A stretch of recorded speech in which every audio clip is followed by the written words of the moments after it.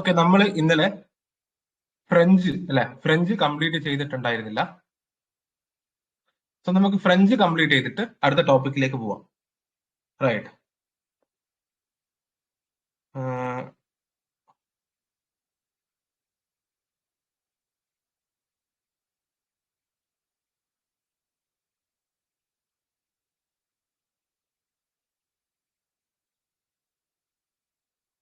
Okay, ഞാൻ ഗ്രൂപ്പിൽ ഒരു മെസ്സേജ് ഇട്ടാണ്.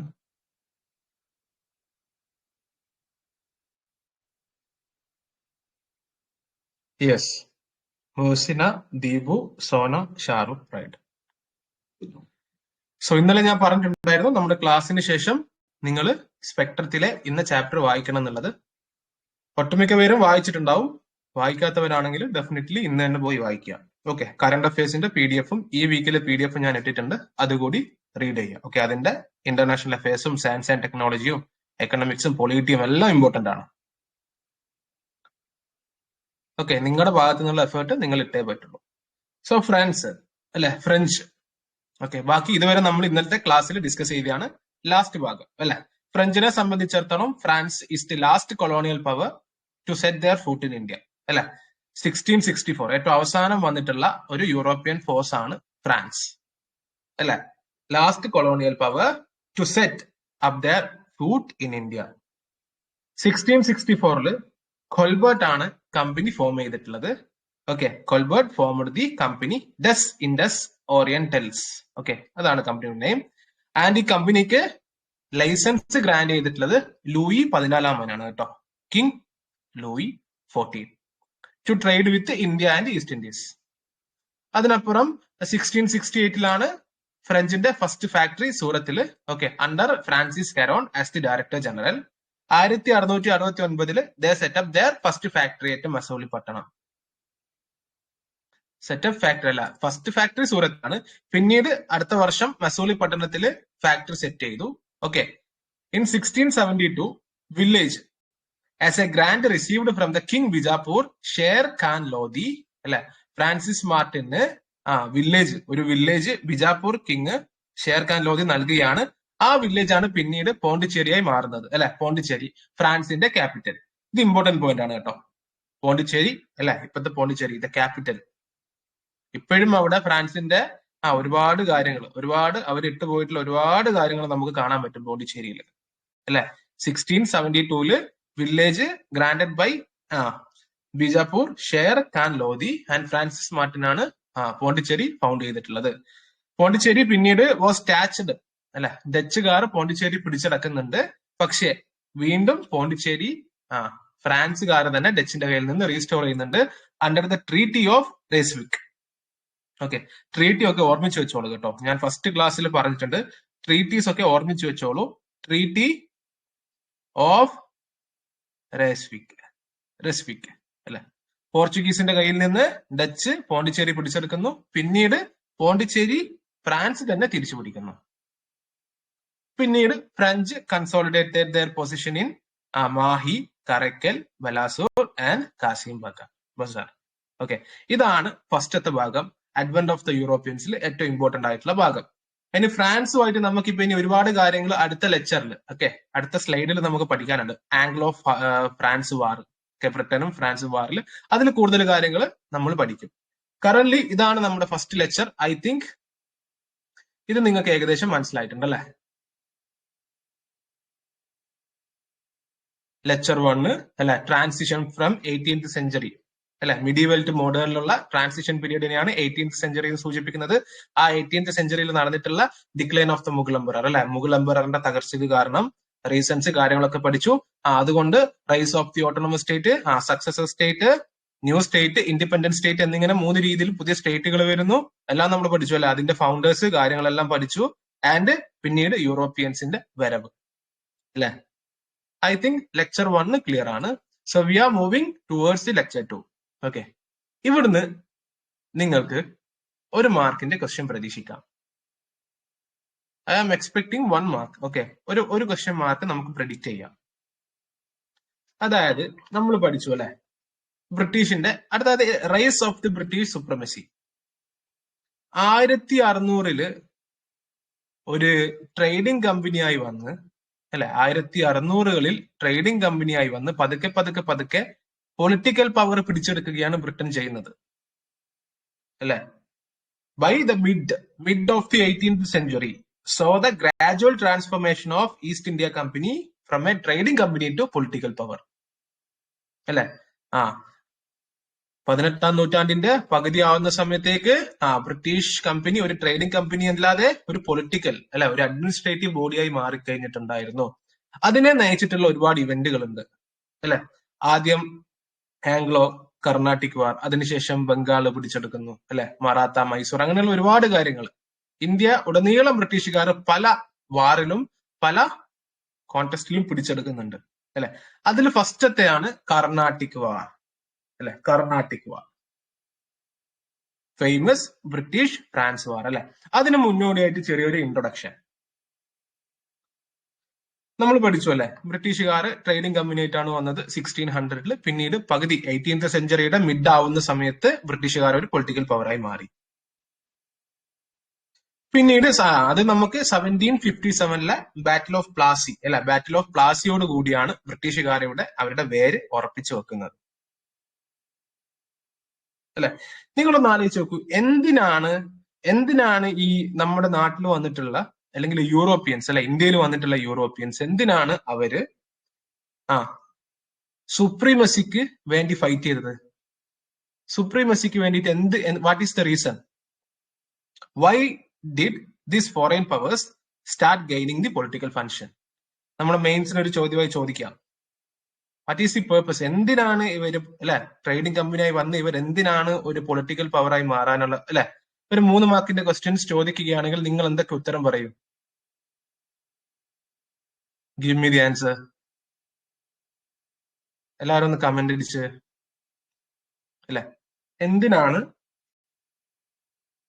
they want political power? Trade monopoly. Good. Akshay trade monopoly എന്ന് പറഞ്ഞിട്ടുണ്ട്. Yes. Free hand trade. Yes. For trade profit Mohasina. Yes. ഒരു പോയിന്റ് നമുക്ക് പറയാം.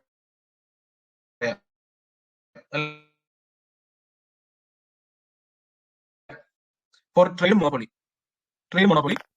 ആൻഡ് കോമ്പറ്റീറ്റേഴ്സ് അല്ലെ. Elimination of the competitors. ഒരു point, elimination of the competitors അല്ലെ. കോമ്പറ്റീറ്റേഴ്സിനെ എലിമിനേറ്റ് ചെയ്ത് കഴിഞ്ഞാൽ അവിടെ എന്താണ് അല്ലെ, സ്വന്തമായി കാര്യങ്ങളൊക്കെ ചെയ്യാം അല്ലെ. എല്ലാ കമ്പനീസിന്റെയും മെയിൻ ഉദ്ദേശം മാക്സിമൈസ് ദ പ്രോഫിറ്റ് ആണ്.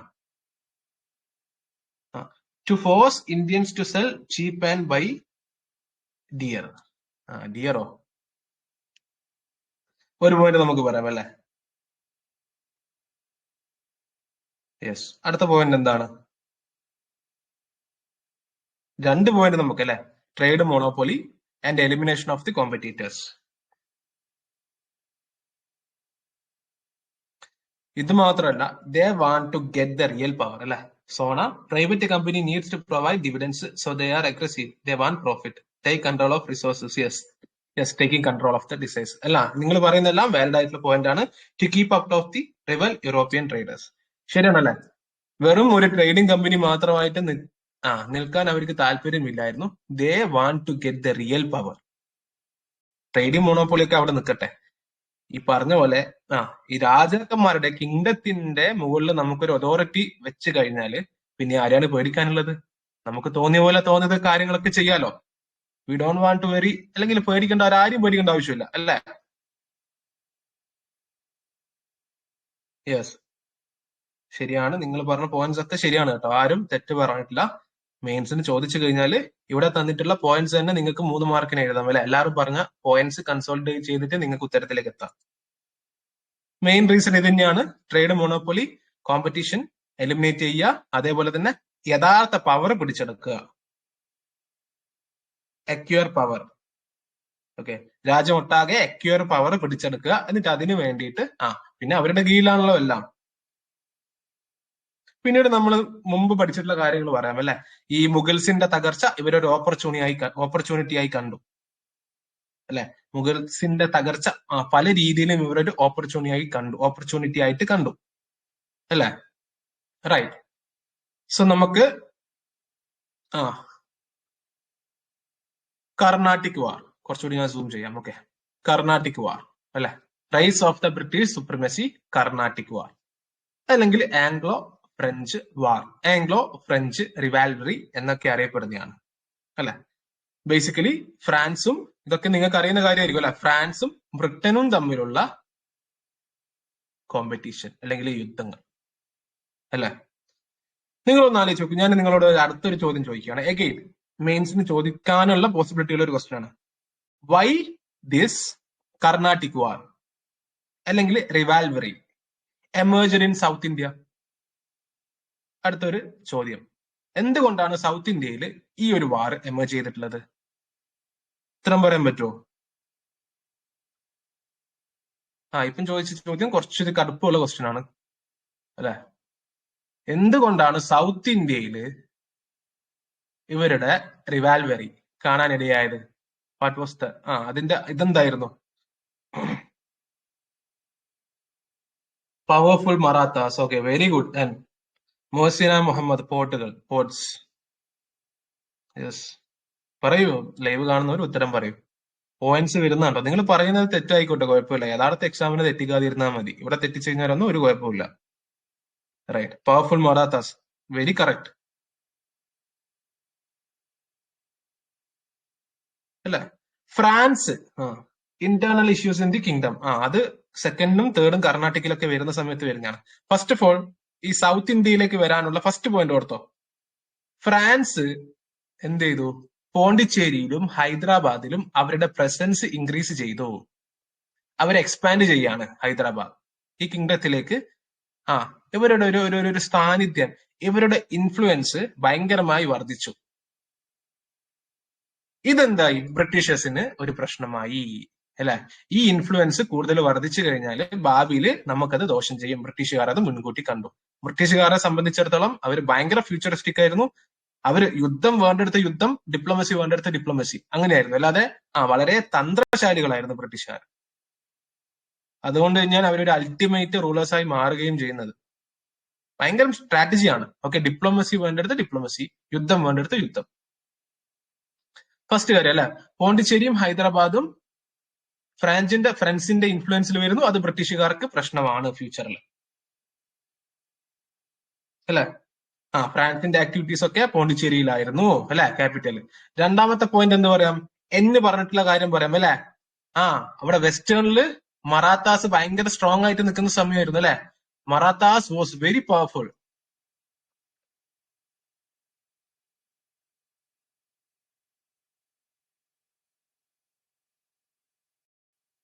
റൈറ്റ് അല്ലെ, ഒരു പോയിന്റ് പറഞ്ഞൂടെ? വെസ്റ്റേൺ ഇന്ത്യയില് പവർഫുൾ മറാത്താസ് ഉണ്ടായിരുന്നു അല്ലെ. അതേപോലെ തന്നെ ബംഗാളില് അലിവർദി ഖാൻ ഉണ്ടായിരുന്നു അല്ലെ, അലിവർദി ഖാൻ. ഇതും ഒരു തടസ്സമായി അല്ലെ. അപ്പോഴൊക്കെ ഇവര് ഭയങ്കര പവർഫുൾ ആയിട്ടുള്ള റൂളേഴ്സ് ആണ് മറാത്താസ് ഒക്കെ.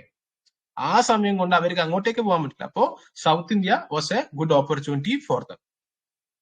ഓക്കെ, എക്സാമിന് ചോദിച്ചു കഴിഞ്ഞാൽ ഈ ഒരു പോയിന്റുകൾ ഓർത്തിരിക്കുക. ഓക്കെ, ഇതാണ് മെയിൻ പോയിന്റുകൾ. ക്ലിയർ അല്ലേ? ഇവിടെ ഒരു കാര്യം ശ്രദ്ധിക്കുക, ഹൈദരാബാദ് അല്ല, പകരം മൈസൂർ ആണ് കേട്ടോ. മൈസൂർ ആണ്, നോട്ട് ഹൈദരാബാദ്, മൈസൂർ. ഓക്കെ, ഹൈദരാബാദ് എന്നുള്ളത് ഇറൈസ് ചെയ്യൂ. മൈസൂർ ആണ്, പോണ്ടിച്ചേരി ആൻഡ് മൈസൂർ. മൈസൂരും ഫ്രാൻസും തമ്മിലുള്ള റിലേഷനും കാര്യങ്ങളൊക്കെ നമുക്ക് പഠിക്കാനുണ്ട്. സോ ഇത് ക്ലിയർ ആണ് അല്ലെ. So this is the reason അല്ലെ, സൗത്ത് ഇന്ത്യയിൽ ഇവര് തമ്മിലുള്ള ഒരു ശത്രുതയ്ക്ക് വരാനുള്ള കാരണം ഇടയാക്കിയത്. This is the factors. So നമുക്ക് ഫസ്റ്റ് വാറിലേക്ക് കിടക്കാം. First Anglo Carnatic war. Okay, വർഷവും കാര്യങ്ങളൊക്കെ ഓർത്തിരുന്ന് കഴിഞ്ഞാൽ നല്ലതാണ്. എക്സാമിന് ചോദിച്ചു കഴിഞ്ഞാൽ ഈ വർഷമൊക്കെ വെച്ചിട്ട് നിങ്ങൾക്ക് നിങ്ങളുടെ ലോജിക്കൽ പവർ അല്ലെങ്കിൽ ലോജിക്കൽ തിങ്കിങ് യൂസ് ചെയ്തിട്ട് ഉത്തരത്തിലേക്ക് എത്താം. സോ ഫസ്റ്റ് ആംഗ്ലോ കർണാട്ടിക് വാർ 1740 1748 ഇടയിൽ നടക്കുന്ന യുദ്ധമാണ് അല്ലെ, ഫസ്റ്റ് ആംഗ്ലോ കർണാട്ടിക് വാർ, ഒന്നാം കർണാട്ടിക് വാർ. ഇതിന്റെ റീസൺ എന്തായിരുന്നു? ഇത് എനിക്കറിയാം, നല്ലതുപോലെ അറിയാം. നിങ്ങൾ വളരെ നന്നായി ഈ ഭാഗങ്ങൾ നിങ്ങൾ പഠിച്ചിട്ടുണ്ടാവും അല്ലെ, കഴിഞ്ഞ ക്ലാസ്സുകളിലോ അല്ലെങ്കിൽ നിങ്ങൾ കഴിഞ്ഞ പെയ്ഡ് ക്ലാസ്സുകളിലോ എവിടുന്നെങ്കിലും നിങ്ങൾ വായിച്ചിട്ടോ? ഈ കാര്യങ്ങളൊക്കെ നിങ്ങൾക്ക് അറിയുന്നതായിരിക്കും. നിങ്ങൾക്ക് അറിയാത്ത ഒരുപാട് കാര്യങ്ങൾ ഞാൻ ഈ ക്ലാസ്സിൽ പറയും. ഓക്കെ, അത് നോട്ട് ചെയ്യുക അല്ലെ. വാട്ട് വാസ് ദ റീസൺ അല്ലെ? എന്താണ് ബാക്ക്ഗ്രൗണ്ട് അല്ലെ? ഓസ്ട്രിയൻ വാർ ഓഫ് ആരെങ്കിലും പറയൂ. Anglo French war in Europe and Austrian war of succession. Yes, correct അല്ലെ? ഓസ്ട്രിയൻ വാർ ഓഫ് സക്സഷൻ അല്ലെ? അവിടെ പ്രഷ്യയും ഓസ്ട്രിയയും തമ്മിൽ യുദ്ധമായിരുന്നു. അവിടെ എന്ത് ചെയ്തു? ഈ ഫ്രാൻസും ബ്രിട്ടനും ഓരോരോ രാജ്യത്തിന്റെ ഭാഗം പിടിച്ചു അല്ലെ? അവിടെ സക്സഷന് വേണ്ടിയിട്ടുള്ള ഒരു യുദ്ധമായിരുന്നു അല്ലെ? അപ്പൊ ഇതാണ് ഫസ്റ്റ് റീസൺ. പക്ഷെ ബേസിക്കലി ഈ ഒരു യുദ്ധം എന്ന് പറഞ്ഞാൽ it was in the Europe. Okay, യൂറോപ്പുമായി ബന്ധപ്പെട്ട് നടന്ന യുദ്ധമാണിത്. ഓക്കെ, ഇത് എങ്ങനെയാണ് ഇന്ത്യയിലേക്ക് വരുന്നത് എന്നുള്ള ഒരു കഥ ഉണ്ട്. ഓക്കെ, അതായത് ആ സമയത്തെ ഫ്രഞ്ച് ഗവർണർ, ഓക്കെ, ഡൂപ്ലെക്സ്, പേര് ഓർത്തിരിക്കോ, Dupleix. Okay, he was a powerful French governor. ഇന്ത്യയിലെ ഫ്രഞ്ച് ഗവർണർക്ക് ഈ യൂറോപ്യൻ യുദ്ധം ഇങ്ങോട്ടേക്ക് ഇന്ത്യയിലേക്ക് കൊണ്ടുവരാൻ ഒട്ടും താല്പര്യം ഉണ്ടായിരുന്നില്ല. ഓക്കെ, ഇംഗ്ലീഷ്കാരോട് അല്ലെങ്കിൽ ഈ ആംഗ്ലോ ബ്രിട്ടനോട് ഡ്യൂപ്ലെക്സ് പറയുകയും ചെയ്തിട്ടുണ്ട്, നമ്മുടെ ഈ റിവാൽവറി ഇന്ത്യയിലേക്ക് വരാൻ പാടില്ല. Okay, you have to maintain neutrality എന്ന് പറയുന്നുണ്ട്. പക്ഷേ ബ്രിട്ടീഷുകാർ അവിടെ എന്ത് ചെയ്തു? ഈ പറയുന്നത് കേൾക്കാതെ ഡെലിബറേറ്റ്ലി അഗ്രസീവ് ആയിട്ടുള്ള ഒരു സ്റ്റാൻഡ് എടുക്കുകയാണ് ചെയ്യുന്നത്. ഓക്കെ, ബ്രിട്ടീഷുകാർ എന്ത് ചെയ്യുന്നു? ഇംഗ്ലീഷ് യെസ് എൻ പറയുന്നു, സീസഡ് ദി ഷിപ്പ് അല്ലെ? അവിടെ എന്ത് ചെയ്തു? English deliberately adopted aggressive stand and seized some ship അല്ലെ? ഫ്രഞ്ചിന്റെ കപ്പലുകൾ സൗത്ത് ഈസ്റ്റേൺ കോസ്റ്റിൽ നിന്ന് പിടിച്ചെടുക്കുകയാണ് ചെയ്യുന്നത് അല്ലെ? To provoke the France. ഒരു കാര്യം നിങ്ങൾ ശ്രദ്ധിക്കുക, ഫ്രാൻസിന് ഇന്ത്യയില് കപ്പലുകൾ ഉണ്ടായിരുന്നില്ല, ഷിപ്പുകൾ ഉണ്ടായിരുന്നില്ല, ഫ്ലീറ്റ് ഉണ്ടായിരുന്നില്ല. Okay, France had no ship or fleet in India. പകരം എന്താണ്? മൊറീഷ്യസ് അല്ലെ, മൊറീഷ്യസ് ഗവർണർ ആയിട്ടുള്ള മൊറീഷ്യയിലുള്ള ഫ്രഞ്ച് ഗവർണർ ആയിട്ടുള്ള ലീ ബൊർഡോണിയാസ് അല്ലെ, ലീ ബൊർണോഡിയാസ്, അങ്ങനെ വായിക്കാന്. അവിടെയായിരുന്നു ഫ്രഞ്ചിന്റെ കപ്പലുകൾ ഉണ്ടായിരുന്നത്. ഓക്കെ, അങ്ങനെ ഫ്രഞ്ച് ഗവർണറോട് റിക്വസ്റ്റ് ചെയ്തിട്ട് ഈ മൊറീഷ്യസിൽ നിന്ന് കപ്പൽ വന്നിട്ടാണ് അവിടെ ഇംഗ്ലീഷുകാരോട് യുദ്ധം ചെയ്യുന്നത്. ഓക്കെ, ഒരു പോയിന്റ് ഓർത്തിരിക്കുക, France had no ship no fleet in India. ഫ്രാൻസിന്റെ തോൽവിക്കും പ്രധാനമായിട്ടുള്ള ഒരു കാരണവും ഒരു റീസണും ഇതാണ്. France had no fleet in India അല്ലെ? മൊറീഷ്യസ് നിന്ന് കപ്പൽ വരുമ്പോഴേക്ക് ഇവിടെ പരിപാടികളെല്ലാം കഴിയും അല്ലെ? ഇത്രയും ദൂരം നിന്ന് കപ്പൽ ഇങ്ങോട്ടേക്ക് വരുമ്പോഴേക്ക് ഏകദേശം എല്ലാം തീരുമാനമാവും. സെന്റ് അവിടുന്ന് എന്താണ്, മൊറീഷ്യസ് ഗവർണർ 3000 മെന്നെ അയക്കുന്നു കോറമണ്ടൽ കോസ്റ്റിലേക്ക്. അങ്ങനെ ഫ്രഞ്ച് തിരിച്ചടിക്കുന്നു. ഫ്രഞ്ച് എന്ത് ചെയ്യുന്നു? ബ്രിട്ടീഷിന്റെ സെന്റ് ജോർജ് അല്ലെ? ഇന്നലെ ഞാൻ പറഞ്ഞിട്ടുണ്ട് കറക്റ്റ് ആയിട്ട് 3 ഫോർട്ടുകൾ കറക്റ്റ് ആയിട്ട് ഞാൻ പറഞ്ഞിട്ടില്ല, നിങ്ങൾക്ക് വരച്ച് കാണിച്ചു തന്നിട്ടുണ്ട് ബ്രിട്ടീഷുകാരുടെ ഫോർട്ടുകൾ. അതില് ഫോർട്ട് ജോർജിന് എന്ത് ചെയ്യുന്നു? ഫ്രാൻസ് ആക്രമിക്കുന്നു. റോബർട്ട് ക്ലൈവിനെ പ്രിസണർ ഓഫ് ദ വാർ ആയി കൊണ്ടുപോകുന്നു.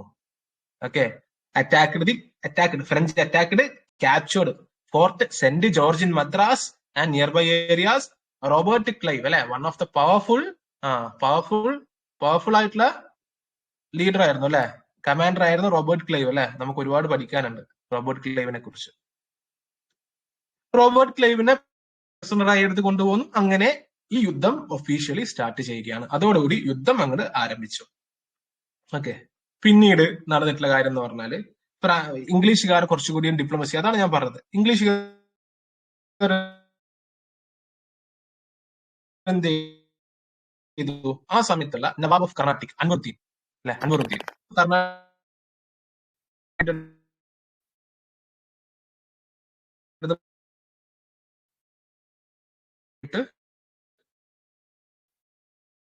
ഓക്കെ, കാര്യം പറയാണ്. ഇങ്ങനെയാണ്. ഹലോ, ക്ലിയർ അല്ലേ?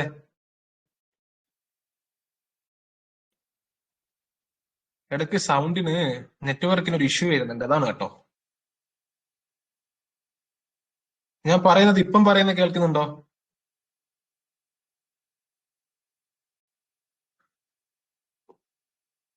യെസ്, ഇപ്പം പറയുന്നത് കേൾക്കുന്നുണ്ട്. ഓക്കെ, അത് ക്ലിയർ ആയിട്ടില്ല, കുഴപ്പമില്ല. എന്ത് സംഭവിച്ചു? ബ്രിട്ടീഷുകാര് ഇംഗ്ലീഷ് പോയിട്ട് ആ സമയം നവാബ് ഓഫ് കർണാട്ടിക് ആയിട്ടുള്ള അൻവറുദ്ദീനോട് മാറ്റർ പറയാണ് അല്ലെ. നിങ്ങളൊന്ന് ആലോചിച്ച് നോക്കൂ, നവാബ് ഓഫ് കർണാട്ടിക് അല്ലെ, നമ്മുടെ ആ സ്ഥലം ആ സമയത്ത് അൻവറുദ്ദീനായിരുന്നു റൂളർ അല്ലെ. നമ്മുടെ വീട്ടില് രണ്ട് ഫോഴ്സുകൾ വന്നിട്ട് അല്ലെ, രണ്ടുപേര് അതിഥികളായി വന്നിട്ട് അവിടെ ഫൈറ്റ് ചെയ്യുമ്പോൾ ഉണ്ടാവുന്ന ഒരു പ്രശ്നം ഉണ്ടല്ലോ അല്ലെ, ഒന്ന് ആലോചിച്ച് നോക്കൂ അല്ലെ. അപ്പൊ ആ ഒരു പ്രശ്നം അവിടെ ഉണ്ടായി. അങ്ങനെ ബ്രിട്ടീഷ് വന്നിട്ട് അൻവറുദ്ദീനോട് നവാബ് ഓഫ് ദ കർണാട്ടിക്കിനോട് കാര്യം പറയാണ്. ഓക്കെ, ദെൻ ഇംഗ്ലീഷുകാർ അൻവറുദ്ദീനോട് പോയിട്ട് പ്രൊട്ടക്ഷൻ ഒക്കെ ആവശ്യപ്പെടുന്നുണ്ട്. അങ്ങനെ അൻവറുദ്ദീന് പോയിട്ട് ഫ്രാൻസിനോട് പറയാണ്, you have to stop this and നിങ്ങൾ ഇവിടുന്ന് പോകണമെന്ന് പറയാണ്. അങ്ങനെ ഫ്രാൻസ് പോവാൻ സമ്മതിക്കുന്നില്ല. അവിടെ നടക്കുന്ന യുദ്ധമാണ് battle of Saint Thomas. Okay, battle of Saint Thomas. Battle of Saint തോമസിൽ അൻവറുദ്ദീൻ പരാജയപ്പെടുന്നുണ്ട് അല്ലെ. 1746 കേട്ടോ battle of Saint Thomas. Right, ആ ബാറ്റിൽ ഒന്ന് ഓർത്തിരിക്കുക. ബാറ്റിൽസ് ഒക്കെ ആയിരിക്കും, ബാറ്റിൽസും ട്രീറ്റീസും ആയിരിക്കും PSC ചോദിക്കുക. ഈ കഥ നിങ്ങൾ ഇതേപോലെ പഠിക്കുക. പക്ഷെ ഇതിന്റെ ഉൾപ്പെട്ടിട്ടുള്ള ട്രീറ്റീസും അതേപോലെ തന്നെ ബാറ്റിൽസും ഒക്കെ ഓർത്തിരുന്നു കഴിഞ്ഞാൽ it will be very useful. അതോടുകൂടി അല്ലെ നമുക്ക് ഈ അൻവറുദ്ദീന്റെ 10,000 സോൾജേഴ്സ് ഉണ്ടായിരുന്നു. ഓക്കെ, 10,000-ൽ കൂടുതൽ സോൾജേഴ്സ് ഉണ്ടായിരുന്നു. പക്ഷെ ഈ ഫ്രാൻസിന് സോൾജേഴ്സ് വാസ് വെരി ലിമിറ്റഡ്. പക്ഷെ എന്നാലും ആ ഒരു വാറ് വിക്ടറി ഫ്രാൻസിന് കിട്ടി. Okay, because of their superiority in the army അല്ലെ, superiority in the military policies. അങ്ങനെ we can see a rise of the French domination അല്ലെ. പിന്നീട് ഇവഞ്ച്വലി നമ്മൾ പറഞ്ഞിട്ടുള്ള ഓസ്ട്രിയൻ വാർ ഒരു അവസാനത്തിലേക്ക് വരികയാണ്. ഓസ്ട്രിയൻ വാർ അവസാനിക്കുന്നു by the treaty of Aix-la-Chapelle. Okay, treaty ഓർത്തിരിക്കുക, ട്രീറ്റി ഓഫ് ഐസ്ല ചാപ്ലി. അതോടുകൂടി അവസാനിക്കുകയാണ്. ഓക്കെ, ഈ ഓസ്ട്രിയൻ വാർ ഇതോടുകൂടി അവസാനിക്കുകയാണ്. ആ ഓസ്ട്രിയൻ വാറിന്റെ അവസാനം അത് ഇന്ത്യയിലും പ്രതിഫലിക്കുന്നുണ്ട്. Treaty of ഐസ്ല ചാപ്ലി. അത് പ്രകാരം മദ്രാസ് എന്ത് ചെയ്തു അല്ലെ, ഫ്രാൻസ് പിടിച്ചെടുത്തിട്ടുള്ള മദ്രാസ് ഇംഗ്ലീഷുകാർക്ക് തിരിച്ചു കൊടുക്കുകയും ഫ്രാൻസിന് നോർത്ത് അമേരിക്കയിലെ ലൂയിസ്ബർഗ് തിരിച്ചു കിട്ടുകയും ചെയ്തു. അതാണ് ട്രീറ്റി ഓഫ് ഐസ്ല ചാപ്ലി. ക്ലിയർ അല്ലേ? ഫസ്റ്റ് വാർ ക്ലിയർ അല്ലേ? അതിന്റെ ഇന്റൻഷനും കാര്യങ്ങളൊക്കെ ക്ലിയർ അല്ലേ? ഫസ്റ്റ് വാർ സിമ്പിൾ ആണ്. ഇനി രണ്ടാമത്തെ കർണാട്ടിക് വാറിലാണ് നിങ്ങൾക്ക് കോംപ്ലിക്കേഷനും കുറച്ച് കാര്യങ്ങൾ എക്സ്ട്രാ ഉള്ളത്. ക്ലിയർ അല്ലേ? ഫസ്റ്റ് വാർ ക്ലിയർ അല്ലേ? അതിൽ നടന്നിട്ടുള്ള ബാറ്റിൽസും ട്രീറ്റിയും കാര്യങ്ങളൊക്കെ ക്ലിയർ ആണ്. Right, treaty of Aix-la-Chapelle. Doubt ഇല്ലല്ലോ?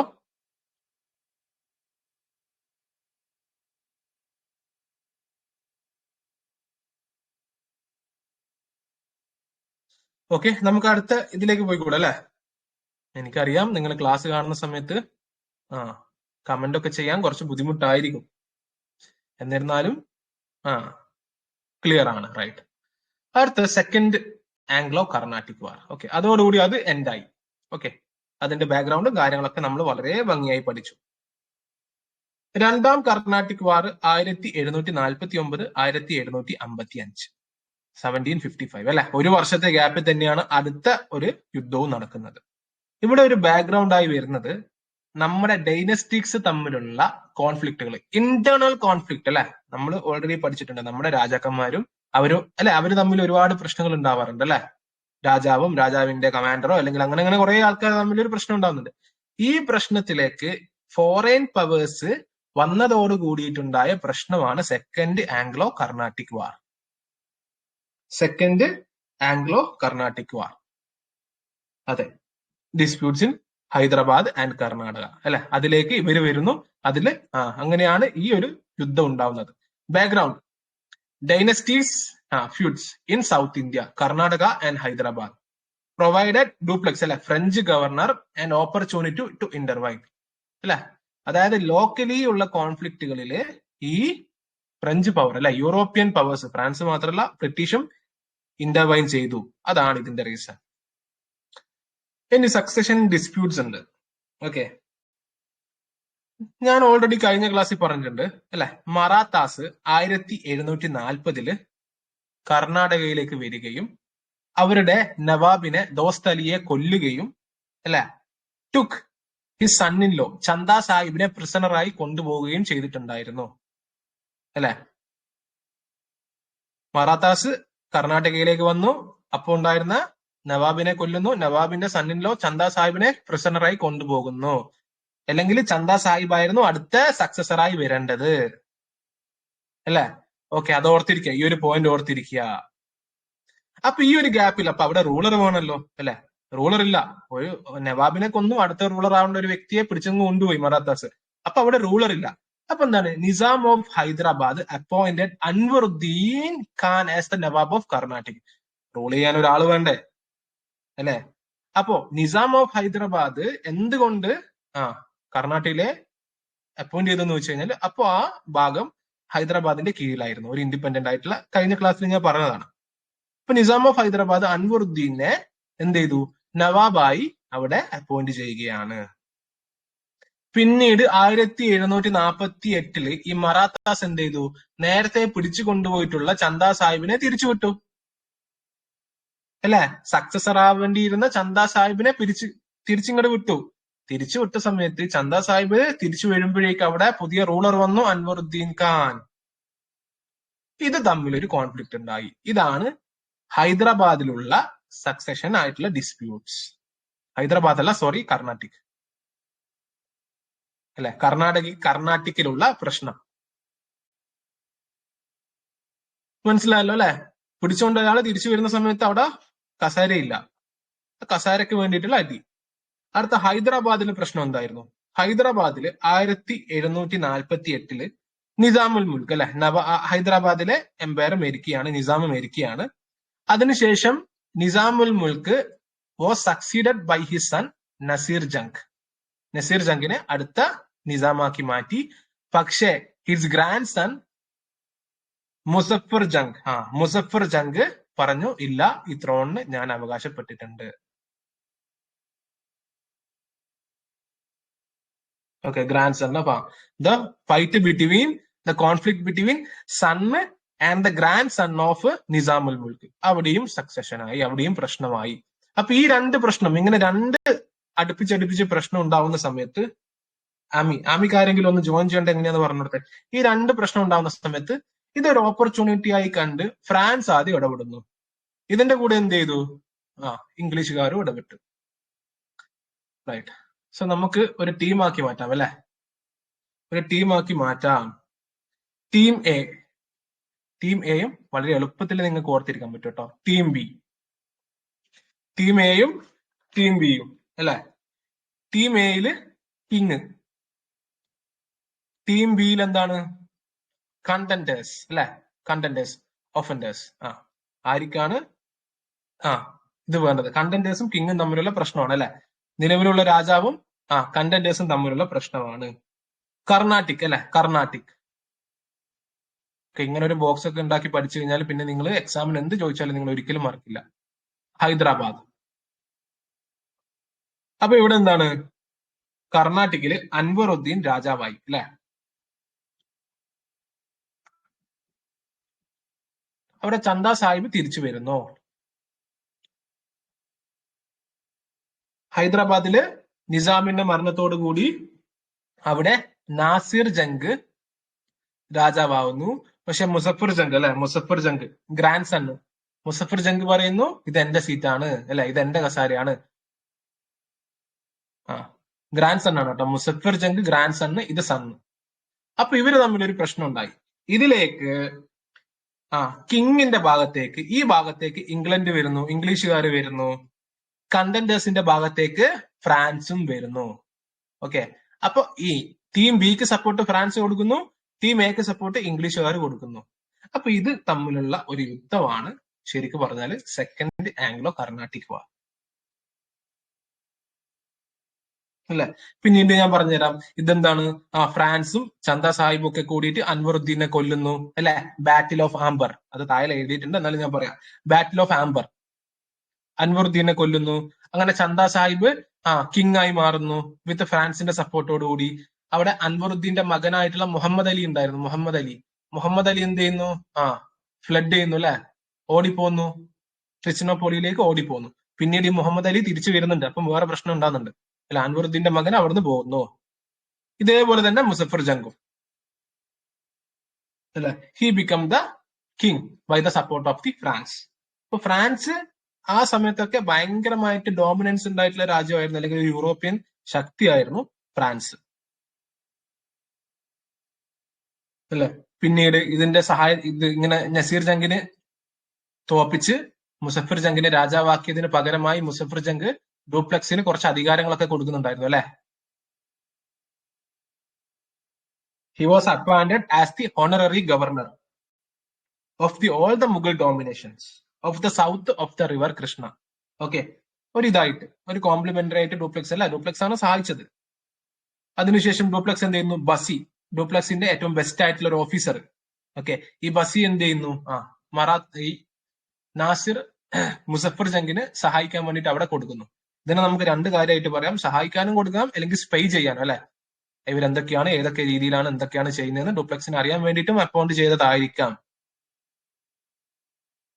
അല്ലെ. പിന്നീട് പിന്നെയും ഹിസ്റ്ററി പോകുന്നുണ്ട്. പിന്നീട് ഈ മുസഫർ ജംഗ് മരിക്കുന്ന സമയത്ത് ഈ ബസി സലാബത്ത് ജംഗിനെ പിടിച്ച് പുതിയ ഗവർണറാക്കുന്നുണ്ട്. അങ്ങനെ ഫ്രാൻസിന്റെ power was dominant at that period, വളരെ ഡോമിനന്റ് ആയിരുന്നു. ഐ തിങ്ക് ഇത്രയും പറഞ്ഞ കാര്യങ്ങൾ നിങ്ങൾക്ക് അറ്റ്ലീസ്റ്റ് മനസ്സിലായിട്ടുണ്ടാവും അല്ലെ. നമുക്കൊന്നുകൂടി അത് താഴെയുള്ള റീഡ് കൂടി ചെയ്യുമ്പോൾ കുറച്ചുകൂടിയും നിങ്ങൾക്ക് എളുപ്പത്തിൽ കാര്യം മനസ്സിലാവും. ഓക്കെ, കിങ് അൻവറുദ്ദീൻ കർണാടകയിലെ കിങ് ആയിരുന്നു. നസീർ ജംഗ് അല്ലെ ഹൈദരാബാദിലെ കിങ് ആയിരുന്നു. ഇവര് ബ്രിട്ടീഷുകാരോട് കൂടി ഇവര് ഒരു ടീമായി അല്ലെ, team A. Contenders, opponents, Muzaffar Jung Hyderabad, Chanda Sahib അല്ലെ ഫ്രാൻസിന്റെ സപ്പോർട്ടോട് കൂടി അല്ലെ, ഫ്രാൻസിന്റെ സപ്പോർട്ടോട് കൂടി ഇവർ രണ്ടാളും കിങ് ആവുന്നുണ്ട് അല്ലെ. 1749 the three allies killed the Anwaruddin at the battle of Amber. നമ്മൾ പറഞ്ഞു അല്ലെ, 1749 ബാറ്റിൽ ഓഫ് അൻബർ, അൻവറുദ്ദീനെ കൊന്നുകൊണ്ട് ഫ്രാൻസിന്റെ സപ്പോർട്ടോട് കൂടി, മനസ്സിലായല്ലോ. ഹിസ് സൺ ഫ്ലഡ് ടു ട്രിച്ചിനോപ്പൊളി അല്ലെ, മുഹമ്മദ് അലി, അൻവറുദ്ദീന്റെ മകൻ മുഹമ്മദ് അലി ട്രിച്ചിനോപ്പൊളിയിലേക്ക് പോന്നു. And Chanda Sahib become the new Nawab of Karnataka. ഈ മുഹമ്മദ് അലി തിരിച്ചു വരുന്നുണ്ട് കേട്ടോ, കുറച്ച് കഴിഞ്ഞിട്ട്. മുഹമ്മദ് അലീനെ ഓർത്ത് വെച്ചോ അവിടെ. സ്ക്രീൻ ഷെയർഡ് അല്ലേ?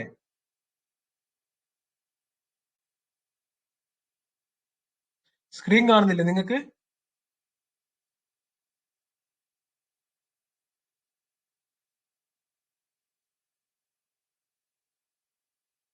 ഓക്കെ ഓക്കെ ഓക്കെ, ഞാനും വിചാരിച്ചു ഇത്രയും സമയം ഞാൻ സ്ക്രീൻ കാണുന്നുണ്ടെന്ന് വിചാരിച്ചിട്ടില്ലേ പഠിപ്പിക്കുന്നത്.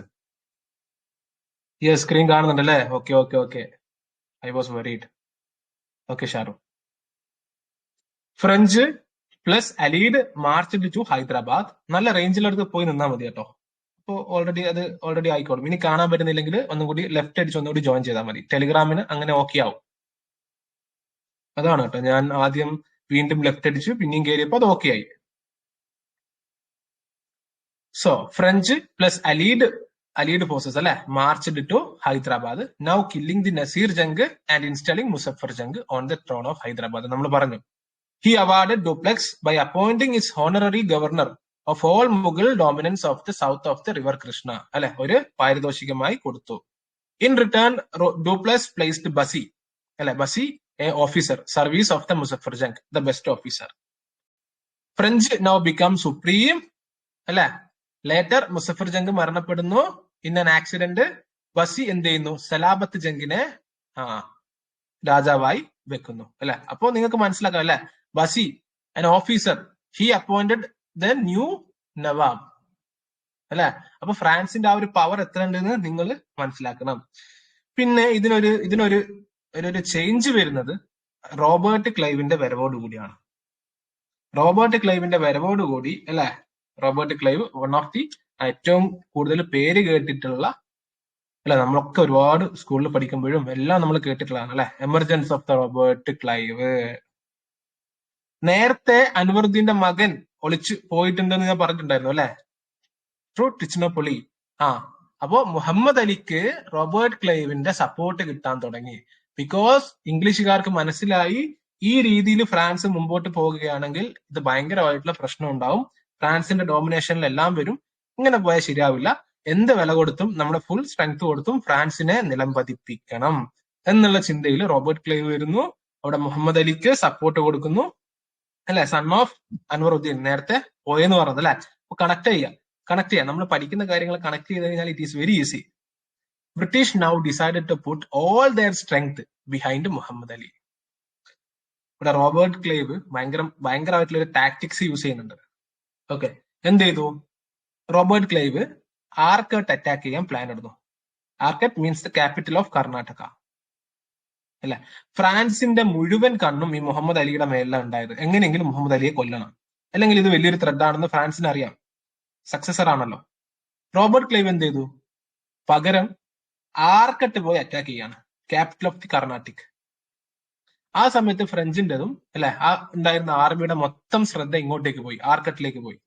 ഇതിന് റോബർട്ട് ക്ലൈവിന് ഒരുപാട് വേറെ നമ്മുടെ ആ സമയത്ത് ഉണ്ടായിരുന്ന മൈസൂറിന്റെതും മറാത്താസിന്റെ ഒക്കെ ഹെൽപ്പ് കിട്ടിയിട്ടുണ്ടെന്ന് പറയപ്പെടുന്നതല്ല, കിട്ടിയിട്ടുണ്ട്. അങ്ങനെ ഫ്രാൻസിന്റെ കണ്ണ് ഇങ്ങോട്ടേക്ക്, അല്ലെ, ആർമീസിനെ ഇങ്ങോട്ടേക്ക് കൊണ്ടുവന്നിട്ട് ഭയങ്കരമായിട്ടുള്ള ഒരു ടാക്ടിക്സ് ചെയ്തിട്ട് ഓക്കെ എന്ത് ചെയ്യുന്നു? ഈ റോബർട്ട് ക്ലൈവ് മുഹമ്മദ് അലിയെ കർണാടകയുടെ നവാബായി വെക്കുന്നുണ്ട്. എന്താണ്? ആർമി മൊത്തം അങ്ങോട്ടേക്ക് പോയി. ഈ സമയത്ത് റോബർട്ട് ക്ലൈവ് എന്ത് ചെയ്യുന്നു? തക്കം നോക്കി അറ്റാക്ക് ചെയ്യുന്നു ആൻഡ് കിൽഡ് ഹിം. മുഹമ്മദ് അലിയെ വീണ്ടും നവാബായി വെക്കുന്നു. അപ്പൊ ഫ്രഞ്ച് ഡോമിനേഷൻ പോയി, ഇപ്പോ ഇംഗ്ലീഷിന്റെ കയ്യിലായി, അല്ലെ? ബേസിക്കലി ഇവരുടെയൊക്കെ ഉദ്ദേശം ഈ മുഹമ്മദ് അലിയെയും അല്ലെങ്കിൽ ഈ പറഞ്ഞ പോലെ നാസിർ ജംഗിനെയും മുസഫർ ജംഗിനെയും ഒക്കെ ഹെൽപ്പ് ചെയ്യാന്നുള്ളതല്ല. ഇവരുടെ ഉദ്ദേശം എന്ന് പറഞ്ഞാൽ ഒരു പപ്പറ്റ് റൂളറെ കൊണ്ടുപോയി അവിടെ വെക്കുക. ബാക്കി കാര്യങ്ങളൊക്കെ അറിയാലോ. പപ്പറ്റ് റൂളർ വന്നു കഴിഞ്ഞാൽ നമ്മൾ പറഞ്ഞിട്ടില്ല, കഴിഞ്ഞ ക്ലാസ്സിൽ പറഞ്ഞിട്ടുണ്ട്, പപ്പറ്റ് റൂളർ വന്നു കഴിഞ്ഞാൽ ഇവരുടെ ഇഷ്ടത്തിന് ഇവർക്ക് എന്താന്ന് വെച്ചാൽ ചെയ്യാം. അല്ലാതെ ഇവരോടുള്ള സ്നേഹം കൊണ്ടൊന്നുമല്ല ഇവരെ സപ്പോർട്ട് ചെയ്യുന്നത്. മനസ്സിലായോ? അതാണ് ബ്രിട്ടീഷിന്റെ ഫ്രാൻസിന്റെ ഒക്കെ. നമ്മളിതൊക്കെ കേൾക്കുമ്പോൾ വിചാരിക്കും എന്താണ് ഇവര് ഭയങ്കര സപ്പോർട്ടാണല്ലോ. സപ്പോർട്ടൊന്നുമല്ല, ഇവരുടെ പർപ്പസ് സംതിങ് ഡിഫറെന്റ് ആയിരുന്നു. റൈറ്റ്. സോ അങ്ങനെ ട്രീറ്റി ഓഫ് പോണ്ടിച്ചേരി വരികയാണ്. സെക്കൻഡ് കർണാട്ടിക് വാറിനെ എൻഡ് ചെയ്യാൻ വേണ്ടിയിട്ട് ട്രീറ്റി ഓഫ് പോണ്ടിച്ചേരി. ഓക്കെ, പിന്നീട് ഡ്യൂപ്ലക്സിനെ ഒക്കെ മാറ്റി. ഓക്കെ, ഈ ഇതിന്റെ തോൽവിയോടുകൂടി ഡ്യൂപ്ലക്സിനെ ഒക്കെ മാറ്റി ഗൊഡീഹോ ആണ് വരുന്നത്. ഗൊഡീഹോ. ഓക്കെ, അടുത്ത ഫ്രഞ്ച് ഗവർണർ വരുന്നു. ഡ്യൂപ്ലക്സിനെ കൊണ്ട് ഫ്രാൻസ് പറയുന്നത് ഭയങ്കരമായിട്ടുള്ള എക്സ്പെൻസസ് ആയിരുന്നു. അപ്പൊ ഇനിയും യുദ്ധം ചെയ്തു കഴിഞ്ഞാൽ ഭയങ്കരമായിട്ടുള്ള നഷ്ടങ്ങൾ സംഭവിക്കും. അതുകൊണ്ട് we have to stop this. ഡ്യൂപ്ലക്സിനൊക്കെ തിരിച്ചു വിളിക്കുന്നൊക്കെ ഉണ്ട് കേട്ടോ. ഡ്യൂപ്ലക്സിന്റെ തിരിച്ച് പോകുമ്പോഴേക്ക് തന്നെ യുദ്ധം ഏകദേശം കഴിഞ്ഞിട്ടുണ്ടായിരുന്നു. Treaty of Pondicherry second treaty ആണ്, 1755, അല്ലെ? ആദ്യത്തെ ട്രീറ്റി ഓർത്തിരിക്കുക, സെക്കൻഡ് ട്രീറ്റി എന്താണ്? ബേസിക്കലി ട്രീറ്റിയിൽ പറയാണ്, as per the treaty, both country agreed to not to interfere in the quarrels of the Indian princes, അല്ലെ? ഇന്ത്യൻ നാട്ടുരാജ്യങ്ങളിൽ നടക്കുന്ന പ്രശ്നങ്ങൾക്ക് ഇനി നമ്മൾ ഇടപെടില്ല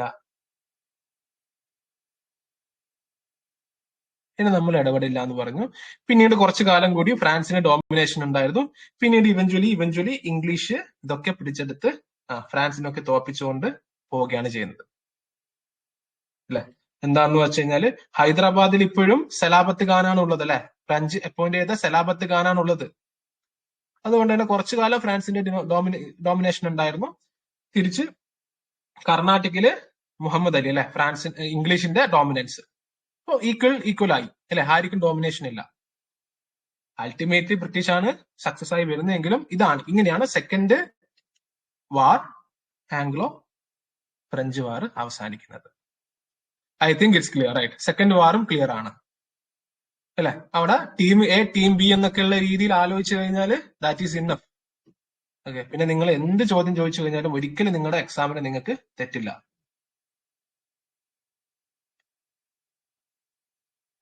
അടുത്ത third Anglo Carnatic war, 1757 to 1763. 1763 ആണ്, അല്ല, അവസാനം ആംഗ്ലോ കർണാട്ടിക് വാറിലെ ഏറ്റവും അവസാനത്തെ യുദ്ധമാണ്. ഇതിന്റെ ഫാക്ടറും 7 years of war broke in Europe ആണ് കേട്ടോ. Background 7 years of war broke in Europe and the arrival of Count de Lally. Okay, final effort of the British, അല്ലെ? ഫ്രാൻസിന്റെ അവസാനത്തെ തുറുമ്പ് ചീട്ട് എന്നുള്ള രീതിയിൽ കൗണ്ട് ഡി ലല്ലിയുടെ വരവോടുകൂടി തേർഡ് കർണാട്ടിക് വാറിന്റെ ആരംഭം തുടങ്ങി.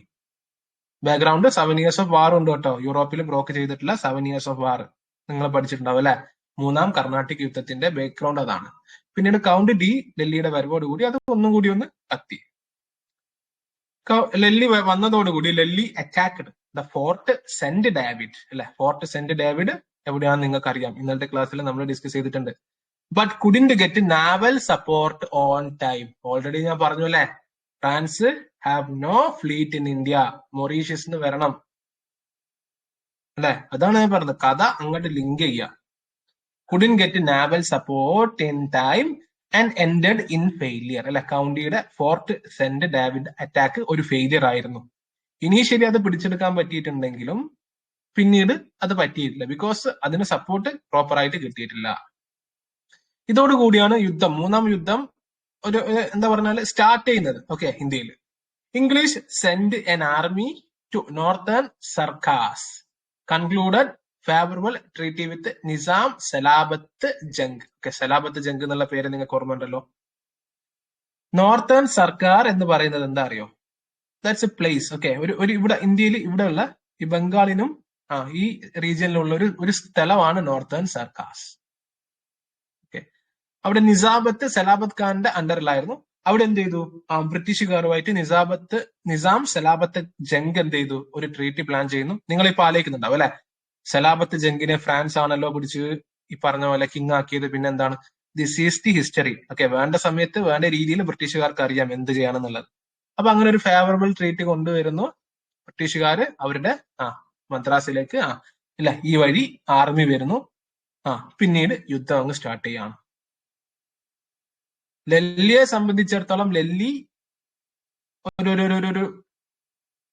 ഡൽഹിയുടെ കീഴിലുണ്ടായിരുന്ന സോൾജേഴ്സിനോടൊന്നും ഡൽഹിക്ക് വലിയ ഒരു എന്താ പറഞ്ഞാൽ ഒരു ഇന്റിമസി, അല്ലെങ്കിൽ ഇന്റിമസി എന്നല്ല, ഒരു സപ്പോർട്ടീവ് ആയിരുന്നില്ല. എപ്പോഴും സോൾജേഴ്സിനെ കുറ്റപ്പെടുത്തുക, എപ്പോഴും സോൾജേഴ്സിനെ പണിഷ്മെന്റ് ചെയ്യുക. അതുകൊണ്ട് തന്നെ സോൾജേഴ്സിനും ഈ വലിയ രീതിയിൽ ഡൽഹിനെ താല്പര്യം ഉണ്ടായിരുന്നില്ല ഫ്രാൻസിൽ. ഓക്കെ, അതേപോലെ തന്നെ ലാക്ക് ഓഫ് ഫണ്ട്, ഇതൊക്കെ ഒരു റീസൺ ആണ്, ഫ്രാൻസിന്റെ പതനത്തിനുള്ള ഒരു റീസൺ ആണ്. കൗണ്ട് ലീ ഡൽഹി എന്ത് ചെയ്തു? പേഴ്സണൽ ആവശ്യത്തിന് വേണ്ടി ആർമിയെ യൂസ് ചെയ്തു, ഫ്രഞ്ച് ആർമിയെ യൂസ് ചെയ്തു. അതും ഒരു ഫെയിലിയറിന് കാരണമായി. ഇതൊക്കെയാണ് ഫ്രാൻസിന്റെ പതനത്തിന് കാരണം. പിന്നീട് ബാറ്റിൽ ഓഫ് വാൻഡിവാഷ് അല്ലെ, ഫ്രാൻസിന്റെ അധപതനം. ബാറ്റിൽ ഓഫ് വാൻഡിവാഷ് 1760. PSCയുടെ PYQ ആണ് അല്ലെ. നിങ്ങൾക്ക് സ്റ്റോറി കറക്റ്റ് ആയിട്ട് സീക്വൻസ് ആയിട്ട് മനസ്സിലാവുന്നുണ്ടല്ലോ. നിങ്ങൾ പ്രോപ്പർ ആയിട്ട് ക്ലാസ്സും കണ്ട് ഞാൻ പറയുന്ന പോലെ കാര്യങ്ങൾ ചെയ്തു കഴിഞ്ഞാൽ ഉറപ്പാണ് സക്സസ്ഫുൾ ആയിട്ട് നിങ്ങൾക്ക് KS എക്സാമിനേഷൻ പ്രിലിംസ് നിങ്ങൾ ക്വാളിഫൈ ചെയ്യും, മെയിൻസും പറ്റും. കൺസിസ്റ്റൻസി കീപ്പ് ചെയ്യാം. നിങ്ങൾ ഇന്നലെ തന്നെ നോക്കൂ, ഇന്നലെ 50 പേര് ലൈവ് കണ്ടു. ഇപ്പൊ എത്ര പേരുണ്ട് ലൈവ് കാണാൻ? നോക്കിയേ, 25 അല്ലെ. ഇനി നാളെ ആകുമ്പോ 10 ആവും, മറ്റന്നാളെ ആകുമ്പോ 5 ആവും. ഈ 5ൽ നിങ്ങൾ വരണം. എല്ലാവർക്കും ലൈവ് കാണാൻ പറ്റണമെന്നില്ല, പക്ഷേ ലൈവ് കണ്ടിട്ടില്ലെങ്കിലും റെക്കോർഡിങ്സ് എങ്കിലും ഈ ദിവസത്തിനുള്ളിൽ കണ്ടു തീർക്കുക. ഒരു പാറ്റേൺ കറക്റ്റ് ആയിട്ടുള്ള ഒരു ടൈം ടേബിൾ അല്ലെ. ഞാൻ ഇന്നലെ ക്ലാസ് സ്റ്റാർട്ട് ചെയ്തിട്ടേ ഉള്ളൂ, അതുകൊണ്ടാണ് കറക്റ്റ് ആയിട്ട് നിങ്ങൾക്ക് ഒരു ടൈം ടേബിളും കാര്യങ്ങളൊന്നും ഇതുവരെ പറഞ്ഞു തരാത്തത്. 2, 3, 4 ദിവസം കഴിഞ്ഞ് ഒന്ന് നിങ്ങളൊരു ഈ ട്രാക്കിലേക്ക് ഒന്ന് വരട്ടെ. ആ സമയത്ത് നമുക്ക് ടൈം ടേബിളും കാര്യങ്ങളൊക്കെ പറയാം. എന്നിരുന്നാലും നിങ്ങൾ ചെയ്യേണ്ട കാര്യം നിങ്ങൾ ചെയ്തേ പറ്റൂ. ഞാൻ ഓൾറെഡി ഇന്നലെ പറഞ്ഞിട്ടുണ്ട്, ക്ലാസ്സിൽ പറയുന്ന ഒരുപാട് കാര്യങ്ങൾ ഞാൻ PDF തരില്ല. അപ്പൊ ഇന്നലെ ഒരു സ്റ്റുഡന്റ് കമന്റ് അടിച്ചിട്ടുണ്ടായിരുന്നു, സാർ നോട്ടില് അല്ലെങ്കിൽ ക്ലാസ്സിൽ പറയുന്ന കാര്യങ്ങൾ നോട്ടിൽ ഇല്ലാത്തത് നോട്ടിൽ ഉൾപ്പെടുത്തി തരാമോ? നിങ്ങൾ കണ്ടിട്ടുണ്ടോ എന്നറിയില്ല. അതായത് ബേസിക്കലി നിങ്ങൾ ഡെപ്യൂട്ടി കളക്ടർ, ഓക്കെ, ഒരു സംസ്ഥാനത്തിന്റെ IAS എന്ന് പറയുന്ന ഒരു പോസ്റ്റിലേക്കാണ് നിങ്ങൾ സെലക്ട് ചെയ്യപ്പെടുന്നത്. അപ്പൊ നിങ്ങളുടെ എഫേർട്ട് അവിടെ ഇടണം. You have to put effort. Secretariat assistant exam അവിടെ ഉണ്ട്, ഓക്കെ, എല്ലാവർക്കും എക്സാം അവിടെ ഉണ്ട്. പക്ഷേ you have to put your effort. അല്ലെ, ഞാൻ ഈ PDFും കാര്യങ്ങളൊക്കെ, അതെ, നിങ്ങളുടെ എഫേർട്ട് എന്തായാലും വേണം. ഞാൻ ഔട്ട്സൈഡ് ഈ PDFിൽ ഇല്ലാത്ത കാര്യങ്ങൾ ഞാൻ പറയുന്നുണ്ട്, I know it.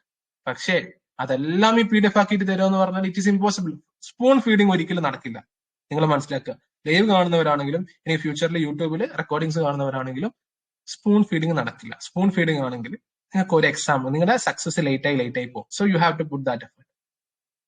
So battle of Wandiwash 1760, ഇംഗ്ലീഷും ഫ്രഞ്ചും തമ്മിലുള്ള ഇംഗ്ലീഷ് ആർമിയെ ലെഡ് ചെയ്തത് സാർ ഐറി കൂട്ടാണ്. അങ്ങനെ ഈ യുദ്ധത്തോടുകൂടി ഫ്രാൻസിന്റെ അധപതനം ഫ്രാൻസ് ഡോമിനേഷൻ അവസാനിച്ചു. ട്രീറ്റി ഓഫ് പാരീസ് ആണ് അവസാനത്തെ ട്രീറ്റി അല്ലെ. Treaty of Aix la Chapelle first, treaty of രണ്ടാമത്തെ ട്രീറ്റി ഓഫ് പോണ്ടിച്ചേരി, അവസാനത്തത് ട്രീറ്റി ഓഫ് പാരീസ്. ഈ ട്രീറ്റീസ് ഓർമ്മിച്ചിരിക്കുക. 1764 ended 7 years of war in Europe and ended Anglo-French war in India. French settlement never, but French settlement തിരിച്ചു കൊടുക്കുന്നുണ്ട്. Okay, കുറച്ച് അതിന് ശേഷം നമുക്കറിയാലോ അല്ലെ, ഫ്രഞ്ച് സെറ്റിൽമെന്റ് തിരിച്ചു കൊടുക്കുന്നുണ്ട്. പക്ഷെ പറയാണെന്ത്, നിങ്ങൾക്ക് ഇനി ഫോർട്ടിഫൈ ചെയ്യാനുള്ള അധികാരമില്ല. ഓക്കെ, ട്രീറ്റിയിൽ according to this treaty of Paris നിങ്ങൾക്ക് ഇനി ഫോർട്ടിഫൈ ചെയ്യാനുള്ള അധികാരമില്ല. നിങ്ങളുടെ സ്ഥലങ്ങൾ വെറും ഒരു ട്രേഡിംഗ് സെന്റേഴ്സ് ആയിട്ട് മാത്രം നിങ്ങൾ പ്രവർത്തിക്കുക. എക്സാമിന് ചോദിക്കാം അല്ലെ, what war the result of the treaty of Paris. ഇനി ഡെപ്തിലേക്ക് വരാം. ഇതാണ് അല്ലെ, ഫ്രഞ്ച് സെറ്റിൽമെന്റ് റിട്ടേൺ ചെയ്തു, പക്ഷെ ഒരിക്കലും ഫോർട്ടിഫൈ ചെയ്യാൻ പാടില്ല. ജസ്റ്റ് നിങ്ങളൊരു ട്രേഡിംഗ് സെന്റേഴ്സ് ആയിട്ട് പ്രവർത്തിച്ചോളൂ. Lally was detained as the prisoner of war for 2 years അല്ലെ. ലല്ലിയെ 2 വർഷം പ്രിസണർ ഓഫ് വാർ ആയിട്ട് ഡീറ്റെയിൻ ചെയ്തു ബ്രിട്ടീഷ്. പിന്നീട് ലല്ലിയെ തിരിച്ചയക്കുന്നുണ്ട്, ഫ്രാൻസിലേക്ക് പോകുന്നുണ്ട്. ഫ്രാൻസിലേക്ക് ലല്ലിക്ക് വളരെ ബാഡ് ആയിട്ടുള്ള എക്സ്പീരിയൻസ് ആണ് ഉണ്ടാവുന്നത്. ഫ്രാൻസിലെ ഗവൺമെന്റ് പിടിച്ച് ഇംപ്രിസൺ ജയിലിലടക്കുന്നു, പിന്നീട് എക്സിക്യൂട്ട് ചെയ്യാണ് ചെയ്യുന്നത്. ബിക്കോസ് ലല്ലി കാരണമാണ് യുദ്ധം തോറ്റെന്ന് പറഞ്ഞുകൊണ്ട് അല്ലെ.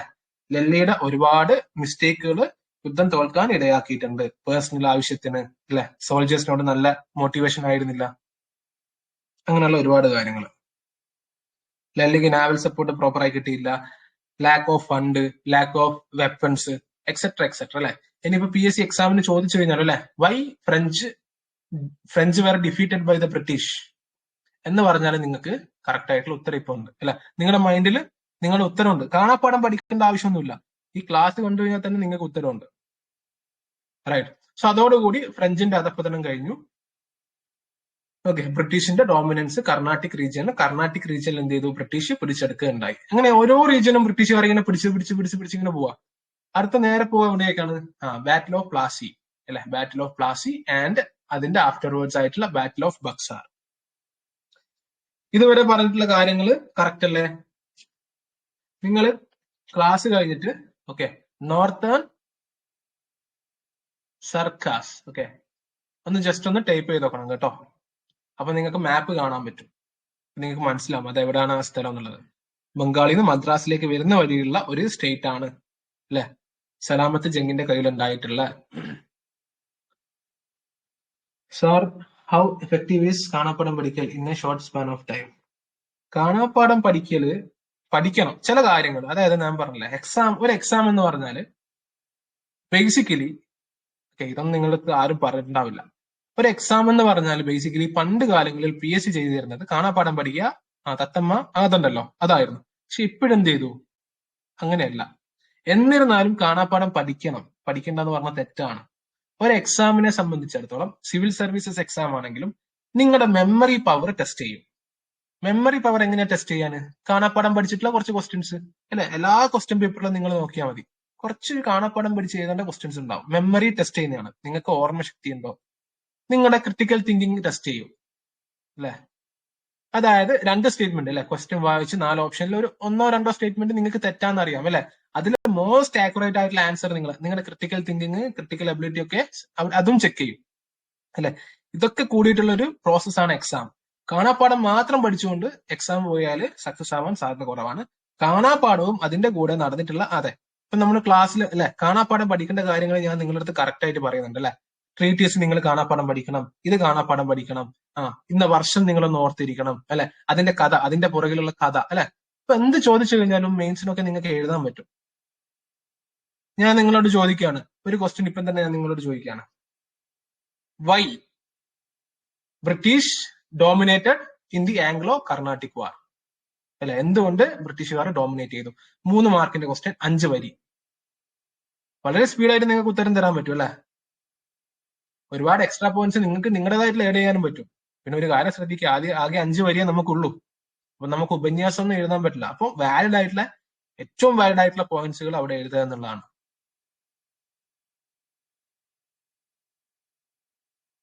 അഡ്വാൻസ്ഡ് വെപ്പൺ സിസ്റ്റം അല്ലെ, lack of support, lack of ship, naval support അല്ലെ,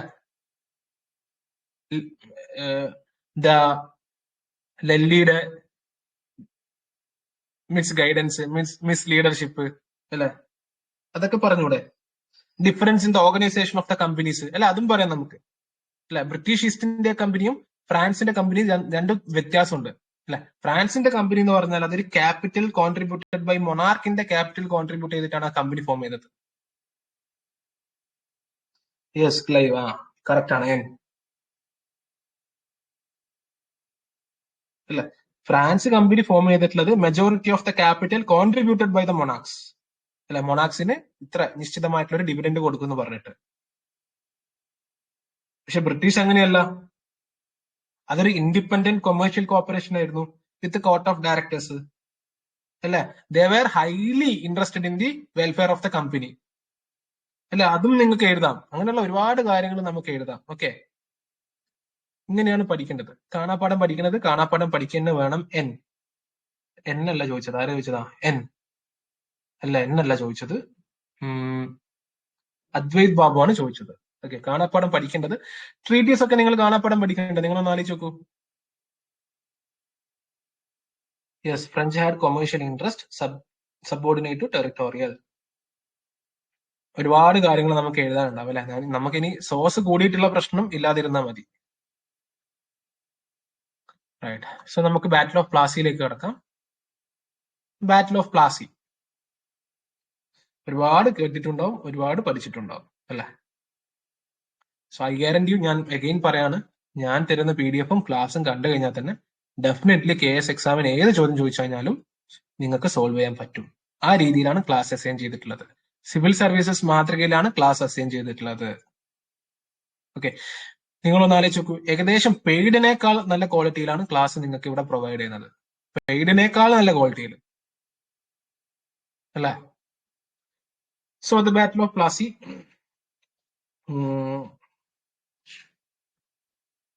ബാറ്റിൽ ഓഫ് പ്ലാസി, ബാറ്റിൽ ഓഫ് പ്ലാസിയിലോടുകൂടി the rise of British supremacy in Bengal അല്ലെ, ബംഗാളിന്റെ സുപ്രീമസി, ഇതോടുകൂടി ബാറ്റിൽ ഓഫ് പ്ലാസിയോടുകൂടി ബാറ്റിൽ ഓഫ് ബക്സാറോടുകൂടി ബംഗാളും ബ്രിട്ടീഷുകാരുടെ അധീനതയിൽ വരികയാണ്. സ്റ്റാർട്ട് ചെയ്യാം. ബാക്ക്ഗ്രൗണ്ട് അല്ലെ, എന്താണ് background? This chapter talks about gradual transfer of powers from Nawab to the British during a short period of 8 years അല്ലെ. ഏകദേശം ഒരു 8 വർഷം കൊണ്ട് തന്നെ ബംഗാളിലെ പവേഴ്സ് ഈ പറഞ്ഞ പോലെ ബ്രിട്ടൻ കീഴടക്കിയിട്ടുണ്ട് അല്ലെ. 1757 ബാറ്റിൽ ഓഫ് പ്ലാസി മുതൽ ടു 1764 ബാറ്റിൽ ഓഫ് ബക്സാർ വരെ കീഴടക്കിയിട്ടുണ്ട്. 8 years. Main cause of the conflict was the commercial rivalry between English and the Bengal nawab. പ്ലാസിയുടെ അതായത് പ്ലാസി അല്ലെ, നമുക്കിപ്പോ ഒരു ക്വസ്റ്റ്യൻ വരികയാണ്. What are the reasons behind the battle of Plassey? നിങ്ങൾ എന്തൊക്കെ ഉത്തരം പറയും? ഉത്തരം തന്നെ, ജസ്റ്റ് ഒന്ന് നിങ്ങളുടെ മൈൻഡിലുള്ള ഒരു തോട്ടിൽ നിങ്ങളൊന്ന് ഉത്തരം തന്നെ. What are the various factors which led to the battle of Plassey? 3 mark, 5 വരി. പിന്നെ ഇന്ന് ഒരു സ്റ്റുഡന്റ് രാവിലെ എനിക്ക് മെസ്സേജ് അയച്ചിട്ടുണ്ടായിരുന്നു, പെന്ന് ബോൾ പോയിന്റ് പെന്നോ അല്ലെങ്കിൽ ജെല്ലൊക്കെ യൂസ് ചെയ്യാൻ പറ്റും. ബോൾ പോയിന്റ് പെന്ന് മാത്രം കേട്ടോ യൂസ് ചെയ്യാൻ പറ്റുള്ളൂ, അതിൽ എഴുതി ശീലിക്കുക, ജെല്ലൊന്നും യൂസ് ചെയ്യാൻ പറ്റില്ല. Siraj hated the British presence. Okay, Sona. East India company fortified Calcutta without nawab permission. English superiority of commanders, അത് നേരത്തെ ആൻസർ ആണല്ലേ. Black hole tragedy. Okay, black hole tragedy ഒക്കെ ഇമ്മീഡിയറ്റ് കോസ് ആണ്. ഓക്കെ, ഉത്തരം തരുന്നുണ്ട് Sona. Black hole tragedy, yes. English to expand, yes. Basically Bengal എന്ന് പറഞ്ഞിട്ടുള്ള സ്ഥലം, it was very rich in agriculture. ഭയങ്കരമായിട്ട് ബംഗാള്, ഓക്കെ, എല്ലാ യൂറോപ്യൻ പവേഴ്സിനും ബംഗാളിൽ സെറ്റിൽമെന്റ് ഉണ്ടായിരുന്നു. റീസൺ എന്താണെന്നറിയോ? Bengal was rich in agricultural products. ഭയങ്കരം ഫെർട്ടൈൽ ആയിട്ടുള്ള ലാൻഡ് ആയിരുന്നു. ഗ്രേറ്റ് വാട്ടർ ട്രാൻസ്പോർട്ട് ഉണ്ട്. Top producer of the silk and cotton ആണ്. Big supplier of the salt pepper അല്ലെ. ഈ പറഞ്ഞ പോലെ യൂറോപ്യൻസിന് ഗൺ പൗഡർ മേക്ക് ചെയ്യാൻ വേണ്ടിയിട്ട് അല്ലെ, യുദ്ധത്തിനൊക്കെ ഗൺ പൗഡർ ഒക്കെ മേക്ക് ചെയ്യാൻ വേണ്ടിയിട്ടുള്ള big supplier of the salt pepper ആണ്. അപ്പൊ ഇതൊക്കെ ബംഗാളിന്റെ അടുത്ത് നിന്ന് ബംഗാളിലാണ് പ്രൊഡ്യൂസ് ചെയ്യുന്നത്. ബിക്കോസ് അത്രയും ഫെർട്ടൈൽ ആയിട്ടുള്ള അത്രയും നല്ലൊരു സ്ഥലമായിരുന്നു. അപ്പൊ ഇതില് പിടിച്ചടക്കുക എന്നുള്ളത് ബ്രിട്ടീഷിനെ സംബന്ധിച്ചിടത്തോളം അല്ലെങ്കിൽ ഏത് യൂറോപ്യൻ ഫോഴ്സിനെ സംബന്ധിച്ചിടത്തോളം അറിയാലോ അല്ലെ, നാച്ചുറലി ഉണ്ടാവുന്ന ഒരു പ്രോസസ്സാണ്. സോ ബംഗാൾ ഓർത്തിരിക്കണം. The factors okay. പിന്നീട് പറയുകയാണെങ്കിൽ main cause of the conflict was between the commercial rivalry തന്നെയാണ്. ഓക്കെ, കൊമേഴ്ഷ്യൽ റിവാൽവറി തന്നെയാണ്. പക്ഷെ ബംഗാളിൽ ഇത്രയും നല്ല കാര്യങ്ങൾ ഉണ്ടായിരുന്നു. അതുകൊണ്ട് തന്നെ ഒട്ടുമിക്ക ബ്രിട്ടന്, ഡച്ചിന്, അതേപോലെ തന്നെ ഫ്രഞ്ചിന്, ഇവർക്കൊക്കെ എന്താണ് ബംഗാളിൽ ഫാക്ടറി ഉണ്ടായിരുന്നു. അതെന്താണെന്ന് നിങ്ങൾക്ക് ഇപ്പൊ മനസ്സിലായല്ലോ അല്ലെ. മേ ബി അടുത്തൊരു ചോദ്യം ചോദിക്കാം. Why all the European forces have company അല്ലെങ്കിൽ ഈ പറഞ്ഞ പോലെ settlement in Bengal? Because the resource of the Bengal was rich അല്ലെ. Agricultural product, great water transport, top exporter of silk and cotton, big supplier of salt pepper. ഇതൊക്കെ ഓർത്തിരിക്കുക. Right. In 1651, first English factory in Bengal. ഇത് നമ്മൾ കഴിഞ്ഞ ക്ലാസ്സിൽ പഠിച്ചാണ് അല്ലെ, ഒന്ന് റീകോൾ ചെയ്യാം. Permission from Sultan Shah Shuja, subedar of the Bengal അല്ലെ. ആ സമയത്ത് സുബേദാർ ആയിരുന്നു. 1651 അല്ലെ. നമ്മൾ ഇന്നലെ പഠിച്ചിട്ടുണ്ട്. കുറച്ച് കാര്യങ്ങൾ കൂടിയുണ്ട്. ബംഗാളിൽ ഫാക്ടറീസ് എത്രയൊക്കെ ഉണ്ടെന്നൊക്കെ കഴിഞ്ഞ ക്ലാസ്സിൽ പഠിച്ചിട്ടുണ്ട്. റിവിഷൻ ചെയ്യാം, ലിങ്ക് ആക്കുക. By 1700, Bengal factories were placed under Fort Williams. അല്ലെ, ഫോർട്ട് വില്യം അല്ലെ, ഫോർട്ട് വില്യം. ഞാൻ നിങ്ങളുടെ അടുത്ത് പറഞ്ഞിട്ടുണ്ട് ഇന്നലെ. Saint George, saint David, saint fort, saint William, sorry, William അല്ല, ബംഗാള്. അപ്പൊ ഈ ഭാഗത്തുള്ള എല്ലാ കാര്യങ്ങളും സെന്റ് വില്യത്തിലേക്ക് കൊണ്ടുവന്നു. 1717, Farooq ഷിയാർ appointed Murshid Quli Khan as the Diwan and Subedar of Bengal അല്ലെ. ഇതും നമ്മൾ പഠിച്ചിട്ടുണ്ട്.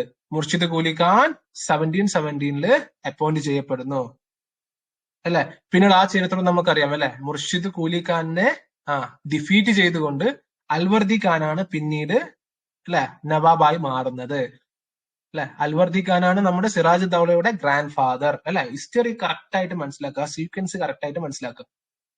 ഈ അൽവർദി ഖാന് ഉള്ള സമയത്ത് തന്നെ ഈ ഇംഗ്ലീഷിനെയും ഫ്രഞ്ചിനെയും അവരുടെ ഫാക്ടറീസ് ഫോർട്ടിഫൈ ചെയ്യാൻ അനുവദിച്ചിട്ടുണ്ടായിരുന്നില്ല. Okay, Alivardi Khan didn't allowed fortification of French and English factories, അനുവദിച്ചിട്ടുണ്ടായിരുന്നില്ല. പിന്നീട് ഇവഞ്ച്വലി സിറാജ് ദൗള പവറിൽ വരികയാണ് അല്ലെ.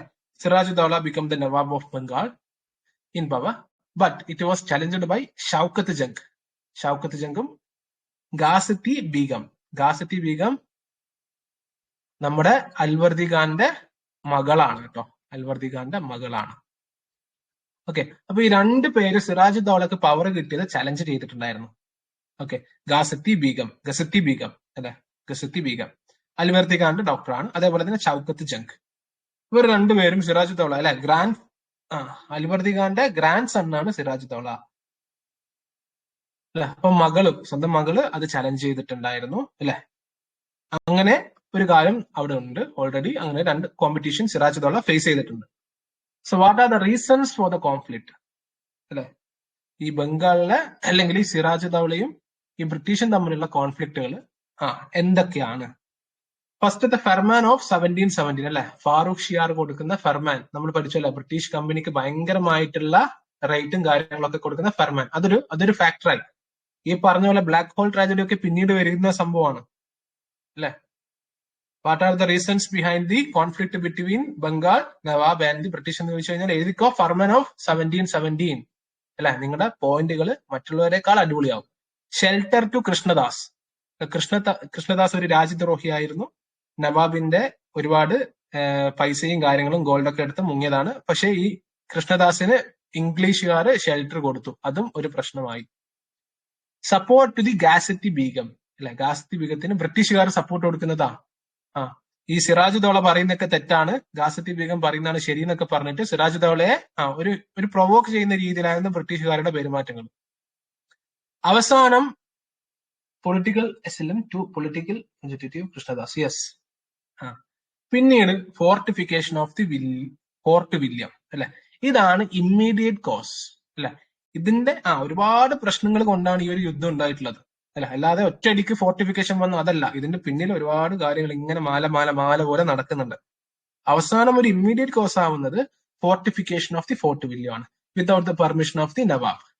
നവാബിന്റെ പെർമിഷൻ ഇല്ലാതെ ഫോർട്ടിഫിക്കേഷൻ ചെയ്യാൻ നോക്കി ഫോർട്ട് വില്യം. ഇതെന്തായി, നവാബിന് ഇഷ്ടപ്പെടുന്നില്ല. നവാബ് ഈ ഫോർട്ട് വില്യം ക്യാപ്ചർ ചെയ്യുന്നു. സോണ പറഞ്ഞ പോലെ, സോണയും എന്നും പറഞ്ഞ പോലെ ബ്ലാക്ക് ഹോൾ ട്രാജഡി ഒക്കെ അവിടെ ഉണ്ടാവുന്നു അല്ലെ. ബ്ലാക്ക് ഹോൾ ട്രാജഡി ഒക്കെ പിടിച്ചതിന് ശേഷമാണ് അവിടെ ഉണ്ടാകുന്നത്. Immediate cause capture of the Fort William and black hole tragedy. Nawab എന്ത് ചെയ്യുന്നു, നവാബ് പിടിച്ചെടുക്കുന്നുണ്ട് ഫോർട്ട് വില്യം ഒക്കെ. അപ്പോഴേക്ക് മദ്രാസിൽ നിന്ന് സഹായം വരണം അല്ലെ. മദ്രാസിൽ നിന്ന് സഹായം വരാൻ വേണ്ടിയിട്ട് ഇവർ വെയിറ്റ് ചെയ്തിരുന്നു ബ്രിട്ടീഷ്. ഈ സമയം വരെ it was under the control of the nawab Sirajuddaula. Nawab എന്ത് ചെയ്തു, ബംഗാളിലെ പേര് മാറ്റി അലിനഗർ എന്നാക്കുന്നു അല്ലെ. 146 പേര് ഒരു റൂമിൽ പൂട്ടിയിടുന്നു. അതിൽ 26 പേര് മാത്രം സർവൈവ് ചെയ്യുന്നു. ബാക്കി എല്ലാവരും ശ്വാസം മുട്ടി മരിക്കുന്നു. ബ്രേക്ക് ഉണ്ടോ?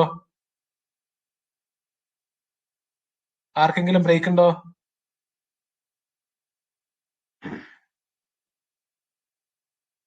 നോ. ഔട്ട് ഓഫ് 146 പേരിൽ ഒരു ജയിലിൽ പിടിച്ചിരുന്നു അല്ല, ഒരു ഇരുട്ട മുറിയിൽ പിടിച്ചിരുന്നു. ഈ കഥയൊക്കെ നിങ്ങൾ 9ലും 8ലും 10ലും ഒക്കെ പഠിച്ചിട്ടുണ്ടാവും. അങ്ങനെ 146 പേരില് 26 പേര് മാത്രമേ സർവൈവ് ചെയ്യുന്നുള്ളൂ. ബാക്കിയെല്ലാം ശ്വാസം മുട്ടി മരിക്കുകയാണ്. ഈ ഒരു കാര്യത്തിനെ, ബ്ലാക്ക് ഹോൾ ട്രാജഡിയെ എന്ത് ചെയ്തു, ബ്രിട്ടീഷുകാർക്ക് ഒരു സുവർണ അവസരമാക്കി മാറ്റാൻ സാധിച്ചു. Golden chance. ഇവിടെ നവാബ് ഓഫ് ബംഗാൾ സിറാജുദ്ദൗളയെ ഒരു മോൺസ്റ്ററസ് ആയിട്ട് അല്ലെങ്കിൽ ഒരു ഇവിൽ ക്യാരക്ടറായിട്ട് ബ്രിട്ടീഷുകാർക്ക് ചിത്രീകരിക്കാൻ സാധിച്ചു. ബ്രിട്ടീഷുകാരെ ഒരു ഹീറോയിക് ക്യാരക്ടറായിട്ടും ബ്രിട്ടീഷുകാർക്ക് അവിടെ ചിത്രീകരിക്കാൻ സാധിച്ചു. Because of this black hole tragedy അല്ലെ. It was the mistake from Sirajuddaula. പക്ഷെ അതിന് സിറാജുദ്ദൗള വലിയ വില കൊടുക്കേണ്ടി വന്നു. It was a blunder done by the Sirajuddaula. അപ്പോഴേക്കും മദ്രാസിൽ നിന്ന് റോബർട്ട് ക്ലൈവുമായിട്ടുള്ള ആർമി സ്ഥലത്തെത്തി. തുടങ്ങി യുദ്ധം. ഓക്കെ, തുടങ്ങി. അങ്ങനെ treaty of Alinagar.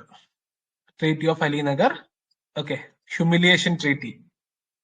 Okay, humiliation treaty എന്ന് നമുക്ക് പറയാം. Treaty of അലിനഗർ.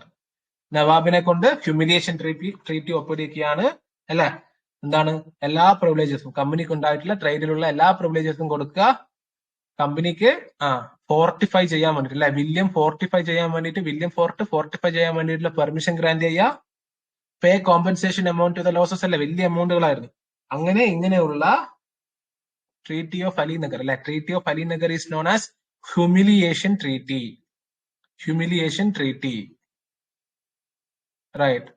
അങ്ങനെ ഇങ്ങനെ ഒരു ഹ്യൂമിലിയേഷൻ ട്രീറ്റി ഒപ്പിടിച്ചു. പിന്നീട് ഇങ്ങനെ ഒപ്പിടിച്ചത് പോലും ബ്രിട്ടീഷുകാർക്ക് സാറ്റിസ്ഫാക്ഷൻ വന്നിട്ടില്ല. ബ്രിട്ടീഷുകാർ എന്ത് ചെയ്തു, still not happy. They were not happy. അവരൊരു എന്താ പറഞ്ഞാൽ ഒരു ഹാപ്പിനെസ് കിട്ടിയിട്ടില്ല. സിറാജുദ്ദൗളയെ റീപ്ലേസ് ചെയ്തു. മിർ ജാഫറിനെ കൊണ്ടുവരാൻ ശ്രമിച്ചു. മിർ ജാഫർ സിറാജുദ്ദൗളയുടെ കമാൻഡർ ഇൻ ചീഫ് ആണ് അല്ലെ. അപ്പൊ ഇവിടെയാണ് വാർ ബ്രോക്ക് ഔട്ട് ചെയ്യുന്നത്. സിറാജുദ്ദൗളക്ക് മനസ്സിലായി ഇനി ഇങ്ങനെ നിന്ന് കഴിഞ്ഞാൽ കാര്യമില്ല, ഐ ഹാവ് ടു ഫൈറ്റ്. അങ്ങനെ യുദ്ധം. Okay, thus the war broke out.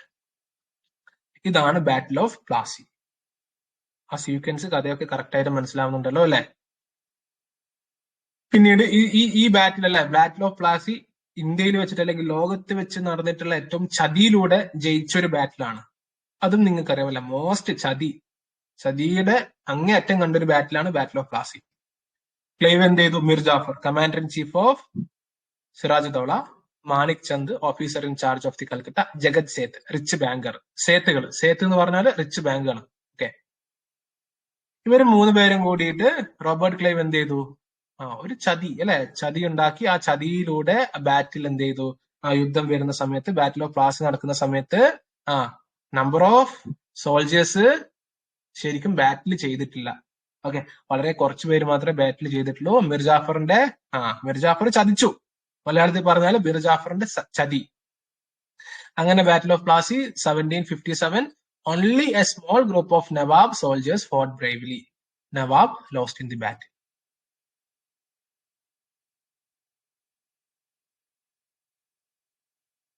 ശരിക്കും പറഞ്ഞാല് ഇവിടെ യുദ്ധമൊന്നും നടന്നിട്ടൊന്നുമില്ല.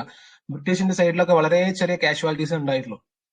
യഥാർത്ഥത്തിൽ പറഞ്ഞാല് റിച്ച് ജഗത് സേത്തുകളും റിച്ച് ബാങ്കറും അതേപോലെ തന്നെ ഈ മിർ ജാഫർ ഒക്കെ കൂടിയിട്ട് ബ്രിട്ടീഷുകാർക്ക് ചുമ്മാ കൊടുക്കുകയായിരുന്നു ബംഗാൾ എന്ന് പറയാം നമുക്ക്, അല്ലെ? ആ രീതിയിൽ നമുക്ക് പറയാം.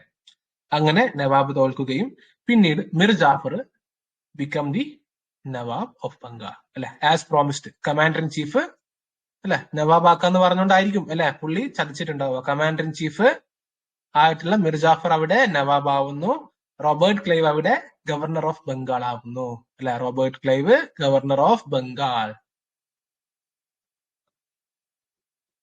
Company got undisputed right to free trade in Bengal, Bihar and Orissa. Obviously അല്ലെ, ഇപ്പം മിർ ജാഫർ എന്ന് പറയുന്നത് കമ്പനിയുടെ വെറും പപ്പറ്റ് റൂളർ മാത്രമാണ്, അല്ലെ?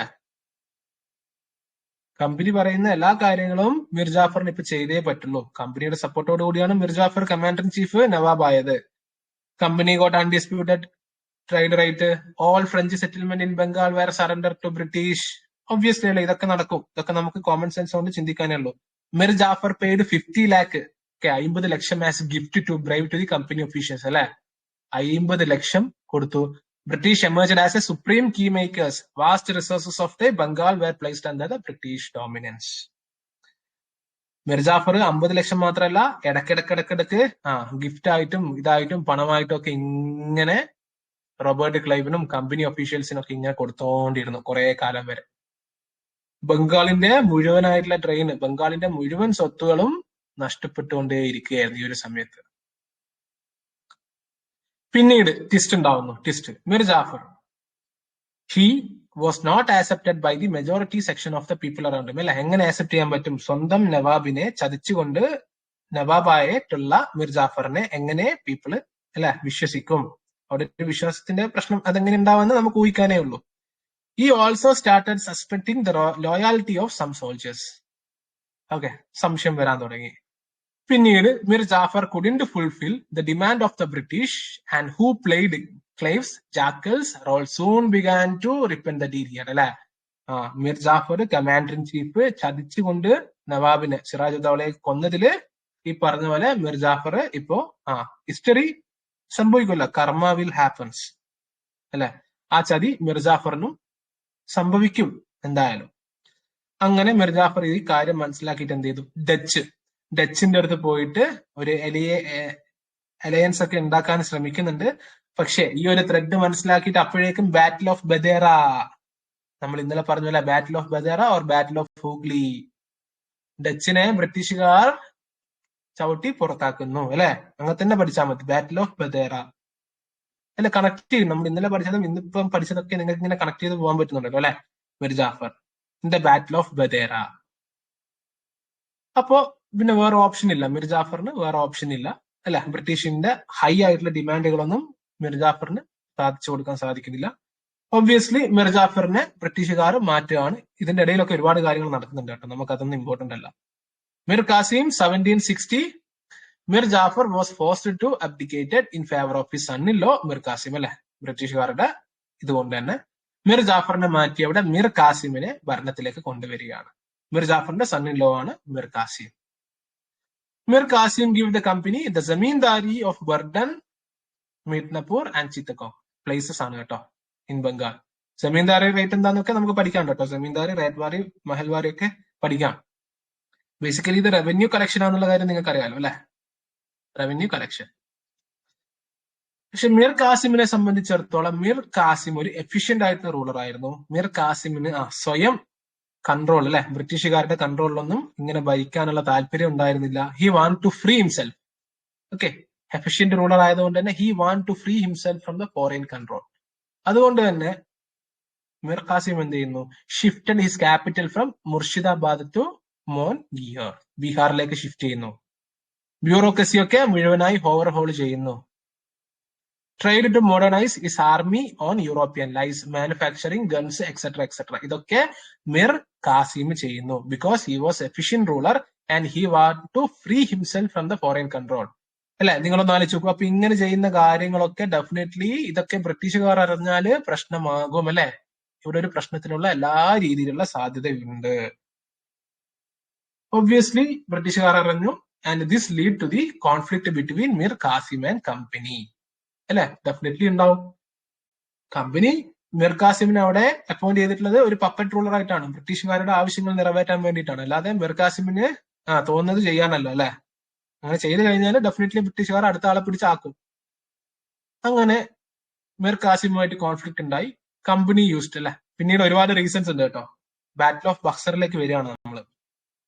പിന്നീട് ഒരുപാട് റീസൺസ് ഉണ്ടായി. മീർ കാസിമിന്റെ ഭരണത്തിന്റെ സമയത്ത് കമ്പനി ഒരുപാട് ഫാമേഴ്സിനോടും അല്ലെങ്കിൽ ഈ പറഞ്ഞ പോലെ ജനങ്ങളോടൊക്കെ ഒരുപാട് കൊയേഴ്സീവ് ആയിട്ടുള്ള കാര്യങ്ങൾ ചെയ്യാൻ തുടങ്ങി. ഓക്കെ, ഫാമേഴ്സിന്റെ മുതൽ പിടിച്ചെടുക്കുന്നു, അങ്ങനെയുള്ള ഒരുപാട് കാര്യങ്ങൾ ചെയ്യാൻ തുടങ്ങി. ഇതൊക്കെ മീർ കാസിമിന്റെ അണ്ടറിലുള്ള സ്ഥലത്തൊക്കെ ഇങ്ങനെ ചെയ്യാൻ തുടങ്ങി അല്ലെ.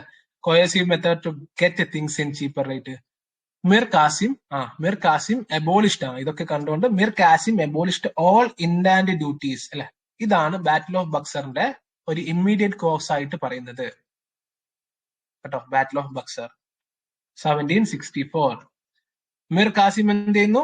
ഹി എബോളിഷ്ഡ് ഓൾ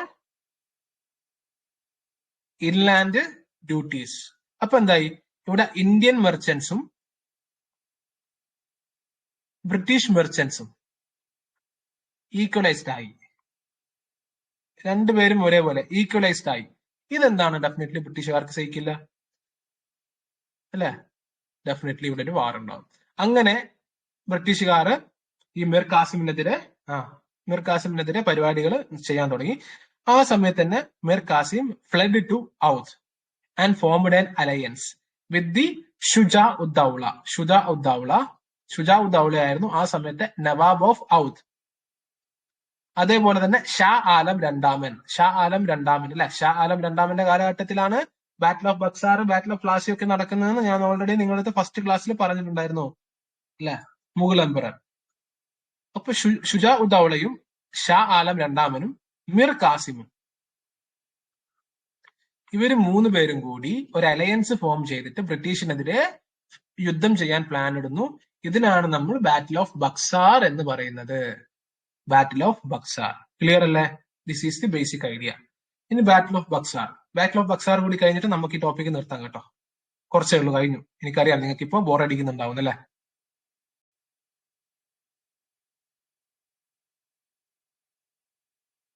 ഇത്രയും പറഞ്ഞ കാര്യങ്ങൾ ക്ലിയർ ആണ്. ബാറ്റിൽ ഓഫ് ബക്സാർ അല്ലെ, 3 alliance. 1764 a war of circumstances rather than intention അല്ലെ. അങ്ങനെ ഈ 3 പേരും കൂടി എന്തുകൊണ്ടാണ് ഈ ബാറ്റിലിനൊക്കെ ബാറ്റിൽ ഓഫ് ബക്സാർ എന്നും ബോറടിക്കുന്നില്ല, വിശന്നിട്ട് കണ്ണ് കാണാൻ വയ്യ, നോമ്പായതുകൊണ്ടാ?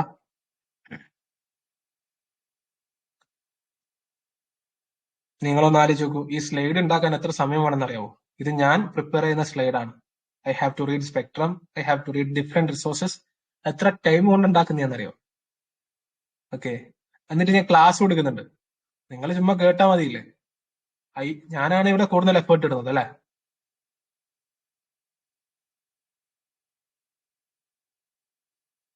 Okay, so battle of Buxar 3 പേരും കൂടി അല്ലെ. ആരൊക്കെയാണെന്ന് നമുക്ക് പറയാം. മീർ കാസിം, ഷാ ആലം രണ്ടാമൻ, ഷുജ ഉദ്ദൗള, നവാബ് ഓഫ് ഔത്ത്. ഇവർ 3 പേരും കൂടി ബ്രിട്ടീഷിനെതിരെ. ഈ സ്ഥലത്തിന്റെ ഈ ബാറ്റിൽ ഓഫ് ബക്സാർ, ഈ ബാറ്റിൽസിന് എന്തുകൊണ്ടാണ് ഈ പേര് വരുന്നത് അറിയാമോ? ഈ നടക്കുന്ന സ്ഥലത്തിന്റെ പേരുകളാണ് ഉണ്ടാവുക. അതുകൊണ്ടാണ് കേട്ടോ ബേസിക്കലി 90% ബാറ്റിൽസിന് അങ്ങനെ പേര് വരാൻ. അല്ലെങ്കിൽ ട്രീറ്റീസിനൊക്കെ എവിടെ നിന്നാണോ ആ ട്രീറ്റീസ് ഒപ്പിടുക, ആ ട്രീറ്റി അതിന്റെ ബേസിലായിരിക്കും പേരുണ്ടാവുക. ഓക്കെ, ജസ്റ്റ് ഒന്ന് ഓർത്തിരിക്കുക, അത് നമുക്ക് അറിഞ്ഞിട്ട് കാര്യമൊന്നുമില്ല. English forces commanded by major Munro. Okay, അപ്പൊ ബാറ്റിൽ ഓഫ് ബക്സറിന് മേജർ മുൺറോ ആയിരുന്നു. അഗെയിൻസ്റ്റ് ദ ട്രിപ്പിൾ അലയൻസ് അല്ലെ. 50,000 സോൾജേഴ്സ് ആണ് ഈ 3 പേരും കൂടി വന്നത്. പകരം ബ്രിട്ടീഷേഴ്സ് വെറും 7,000 സോൾജേഴ്സ് മാത്രമേ ഉണ്ടായിട്ടുള്ളൂ. എന്നിട്ട് പോലും ബ്രിട്ടീഷുകാർ ഈ ബാറ്റിൽ ജയിക്കുകയാണ് ചെയ്യുന്നത് അല്ലെ. ഇതിന്റെ അർത്ഥം എന്താണ് അല്ലെ? നമ്പർ ഓഫ് പേഴ്സൺസ് അല്ല, ദ മോഡേണൈസേഷൻ അല്ലെ. ഇവിടെ നമുക്ക് കറക്റ്റ് ആയിട്ട് നമുക്ക് ദ മോഡേണൈസേഷൻ, കാലത്തിനനുസരിച്ചുള്ള മാറ്റം ഉണ്ടാവണം. Modernisation, different types of weapons, the tactics, ഇതൊക്കെ ഒരു ഫാക്ടറാണ് അല്ല. ചുമ്മാതെ കുറെ ആളുണ്ടെങ്കിൽ അത് യുദ്ധം ജയിക്കും അങ്ങനെയൊന്നും ഇല്ല. ഹിസ്റ്ററി അങ്ങനെയല്ല നമ്മളെ പഠിപ്പിക്കുന്നത് അല്ലെ. നമ്പർ ഓഫ് സോൾജേഴ്സ് മാത്രം കൊണ്ട് കാര്യമില്ല. Discipline and modernisation. അങ്ങനെ this was the one of the most decisive battle in the Indian history. And battle of Buxar കഴിയുന്നതോടുകൂടി അറിയാം ബ്രിട്ടീഷുകാര് ബംഗാൾ ഏകദേശം ബ്രിട്ടീഷുകാരുടെ കയ്യിലേക്ക് മുഴുവനായി വന്നു അല്ലെ. British ascent masters in Bengal, Bihar and Odisha. Mir Jafar was brought back to the throne of Bengal അല്ലെ. മിർ കാസിമിനെ മാറ്റിയിട്ടല്ല, മിർ കാസിമിനെ കൊണ്ടുവന്നിട്ട് മിർ ജാഫറിനെ മാറ്റുന്നത് ബ്രിട്ടീഷുകാർ തന്നെയാണ്. ബട്ട് ഇതിനുശേഷം മിർ ജാഫറിനെ കൊണ്ടുവന്നു. പക്ഷെ ഈ തവണ കുറച്ചും കൂടി നല്ല ഹാർഷർ ആയിട്ടുള്ള ടേമുകൾ കൊണ്ടാണ് വന്നത് കേട്ടോ. എന്തൊക്കെയാണ്? Hand over the district of Midnapore, Burdwan and Chittagong to British അല്ലെ. ഡിസ്ട്രിക്ട് തന്നെ കൊടുക്കുക. ഇത്രയും നേരം റവന്യൂ കളക്ഷൻ മാത്രമായിരുന്നു. ഇപ്പൊ എന്താണ്? റവന്യൂ കളക്ഷൻ ഒന്നുമില്ല, ഡിസ്ട്രിക്ട് മൊത്തമായിട്ട് ഇങ്ങനെ തന്നേക്ക്, ബാക്കി നമ്മൾ നോക്കിക്കോളാനായി. Except duty free trade in Bengal, except 2% in salt. 5 lakh per month to company interventions in matters of appointment and reduce military അല്ലെ. പിന്നീട് മിർ ജാഫർ മരിക്കുന്നു. മിർ ജാഫറിന്റെ മൈനർ സണ്ണ് ഈ പറഞ്ഞ പോലെ നിജാമുദ്ദൗള ബംഗാളിന്റെ നവാബാവുന്നു. മൈനർ സണ്ണാണ് കേട്ടോ അല്ല. കാലത്തിനനുസരിച്ച് വയസ്സാകുമ്പോൾ മരിക്കുമല്ലോ അല്ലെ. മിർ ജാഫർ ഡൈഡ് അങ്ങനെ. Robert Clive ആണ്. Robert Clive was appointed as the governor and commander-in-chief. Clive second governorship. വീണ്ടും ക്ലൈവിനെ ഗവർണർ ആയിട്ടും കമാൻഡർ ഇൻ ചീഫ് ആയിട്ടും അപ്പോയിന്റ് ചെയ്യുകയാണ്. പിന്നീട് ട്രീറ്റീസ് ആണ് അല്ലെ. തോൽവി ആയി കഴിഞ്ഞാൽ പിന്നെ നമ്മൾ ട്രീറ്റീസ് സൈൻ ചെയ്യണം. ഈ പറഞ്ഞ പോലെ മിർ കാസിമായിട്ടും അല്ലെങ്കിൽ ഈ പറഞ്ഞ പോലെ ഷാ ആലം രണ്ടാമനൊക്കെ ആയിട്ട് ട്രീറ്റീസ് സൈൻ ചെയ്തിട്ടുണ്ട്. അതാണ് treaties with various rulers. Treaty of Allahabad, okay, battle of ബക്സറുമായി റിലേറ്റഡ് ആയിട്ട് treaty of Allahabad with Shuja uddaula അല്ലെ, അവാദിന്റെ നവാബ്. എന്തൊക്കെയാണ്? ഇൻഡെംനിറ്റി ഓഫ് 50 ലക്ഷം അല്ലെ, നഷ്ടപരിഹാരം കൊടുക്കണം. സ്വാഭാവികമായിട്ടും ഉണ്ടാവുമല്ലോ. Surrendered Allahabad and Kora to emperor Shah Alam രണ്ടാമൻ അല്ലെ. Surrender Allahabad and Kora to emperor Shah Alam. Enter an offensive and defensive treaty with company. So in this way nawab become dependent on company അല്ലെ. ഈ ട്രീറ്റിയോട് കൂടി ഷുജാദൗള കമ്പനിയുടെ അധീനതയിൽ വന്നു. എല്ലാ കാര്യത്തിനും കമ്പനിയുടെ ഡിപെൻഡൻസ് ആവേണ്ടി വന്നു. പിന്നീട് second treaty of Allahabad with Mughal emperor അല്ലെ. ഇതിൽ തോൽവി സംഭവിച്ചിട്ടുള്ള എല്ലാ റൂളേഴ്സുമായിട്ട് ഒപ്പിടും അല്ലെ, ട്രീറ്റി സൈൻ ചെയ്യും. Second treaty of Allahabad, emperor taken into company's protection അല്ലെ. ഷാ ആലം രണ്ടാമനെ കൊണ്ടുപോയി. Given district of Kora and Allahabad ceded by അല്ലെ. ഷുജ ഉദ്ദൗളയുടെ കയ്യിൽ നിന്ന് സീഡ് ചെയ്തിട്ടുള്ള ടെറിട്ടറീസ് എന്ത് ചെയ്തു? ഷാ ആലം രണ്ടാമന് കൊടുത്തു അല്ലെ. റൂൾ ചെയ്യാനുള്ള ഒരു സ്ഥലം എന്നുള്ള രീതിയിൽ ചുമ്മാ കൊടുക്കുന്നതാണ്.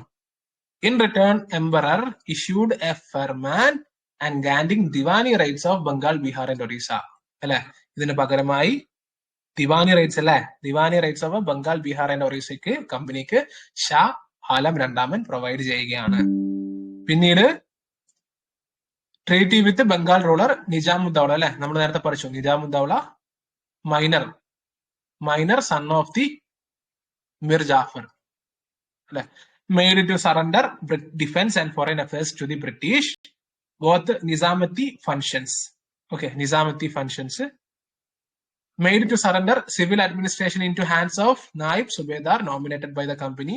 At this time, it leads to the dual system of governance in the Bengal, known as diarchy. Okay, അതൊന്നും കൂടി ഞാൻ ക്ലിയർ ചെയ്ത് തരാമേ, ഒരു മിനിറ്റ്.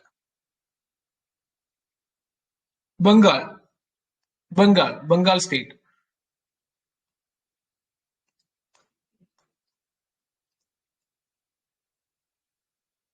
ബേസിക്കലി രണ്ട് രീതിയിലാണ്, നിസാമത്തിയും അതേപോലെ തന്നെ ദിവാനിയും. ഈ നിസാമത്തി എന്ന് പറയുന്ന സമയത്ത് നിങ്ങൾ IPS കാരെ ആലോചിച്ചോളൂ. ഓക്കെ, ദിവാനി എന്ന് പറയുമ്പോൾ നിങ്ങൾ IAS കാരെ ആലോചിച്ചോളൂ. Civil revenue, civil administration. ഈ രണ്ട് രീതിയിലാണ് ബേസിക്കലി ബംഗാളിനെ റൂൾ ചെയ്തുകൊണ്ടിരുന്നത് കേട്ടോ. ഇപ്പൊ എന്തായി? കമ്പനി ഈ രണ്ടും പിടിച്ചെടുക്കുകയാണ് ചെയ്യുന്നത് അല്ലെ. നിസാമത്തെ റൈറ്റും ദിവാനി റൈറ്റും കമ്പനി ബാറ്റിൽ ഓഫ് ബക്സാറോട് കൂടി പിടിച്ചെടുക്കുകയാണ്. നിസാമത്തെ റൈറ്റ് ഉണ്ടായിരുന്നത് ബംഗാൾ നവാബിന്റെ കയ്യിലായിരുന്നു ബാറ്റിൽ ഓഫ് ബക്സാറിന്റെ മുമ്പ് വരെ അല്ലെ, taken from the ruler of Bengal. അതേപോലെ തന്നെ ഈ diwani right was taken from Shah Alam അല്ലെ, ഷാ ആലം. അങ്ങനെ ഇതിനെയാണ് നമ്മൾ ഡ്യുവൽ സിസ്റ്റം അല്ലെങ്കിൽ ഡ്യുവൽ ഗവൺമെന്റ് എന്ന് ഡ്യുവൽ ഗവർണൻസ് എന്ന് പറയുന്നത്. ഓക്കെ, ഇത്രയേ ഉള്ളൂ, കോംപ്ലിക്കേറ്റഡ് ഒന്നും ആവണ്ട. ചുരുക്കി പറഞ്ഞാല് നിസാമത്തെ റൈറ്റും ദിവാനി റൈറ്റും എല്ലാം ഇപ്പം ബ്രിട്ടീഷുകാരുടെ കയ്യിലാണുള്ളത്. Okay, all this leads to dual system of governance in Bengal as dyarchy.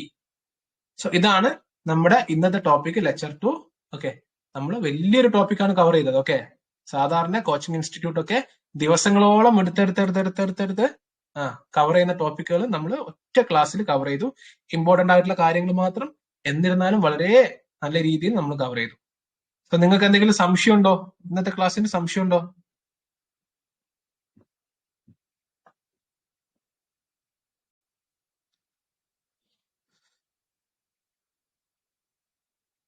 And once again ഈ ക്ലാസ് ഫസ്റ്റ് മുതലേ കണ്ട് ലാസ്റ്റ് വരെ കണ്ട എല്ലാവർക്കും congratulation. Definitely you guys deserve. Next class എന്നാണ്? അത് നമ്മുടെ കെ എസ് പ്രിപ്പ് വിത്ത് മിയാനിൽ അപ്ഡേറ്റ് ചെയ്യുന്നതായിരിക്കും കേട്ടോ. കെ എസ് പ്രിപ്പ് വിത്ത് മിയാൻ എന്നുള്ള ചാനലിൽ അപ്ഡേറ്റ് ചെയ്യുന്നതായിരിക്കും. അതിൽ ജോയിൻ ചെയ്യുക. PDF കാര്യങ്ങളൊക്കെ അതിൽ അപ്ലോഡ് ചെയ്യും. അടുത്ത ക്ലാസ് നമുക്ക് മൈസൂർ വാറ്, മറാത്ത വാറ്, സിഖ്, സിന്ധ് അതൊക്കെയാണ് പഠിക്കാനുള്ളത്. ഓക്കെ, സോ നിങ്ങൾക്ക് എന്തെങ്കിലും സംശയങ്ങളുണ്ടോ? നമുക്ക് ഒരു ടോപ്പിക് എടുത്തതിന് ശേഷം മുഹ്സിന മുഹമ്മദ്, അതായത് ഒന്നുമില്ല, സംഭവം എന്ന് പറഞ്ഞാല് ബാറ്റിൽ ഓഫ് ബക്സാർ അല്ലെ, ബാറ്റിൽ ഓഫ് ബക്സാർ നടന്നത് 3 റൂളേഴ്സും മോഡേൺ ഹിസ്റ്ററി 7 ക്ലാസ് കൊണ്ട് തന്നെ നമ്മൾ കവർ ചെയ്യും. വളരെ ഇമ്പോർട്ടന്റ് ആയിട്ടുള്ള കാര്യങ്ങൾ മൊത്തം. ഓക്കെ, നിങ്ങള് അതെ ഇത് അദ്വൈത് ബേസിക്കലി ഈ ക്ലാസ് എന്ന് പറഞ്ഞാല് വളരെ ബോറിംഗ് ആണ്, വളരെ ടഫ് ആയിട്ടുള്ള ഏരിയാസും ആണ് കേട്ടോ. വളരെ ടഫ് ആയിട്ടുള്ള ഏരിയാസ് ആണ്, ഭയങ്കര ബോറാണ് ഇത് പഠിക്കാൻ.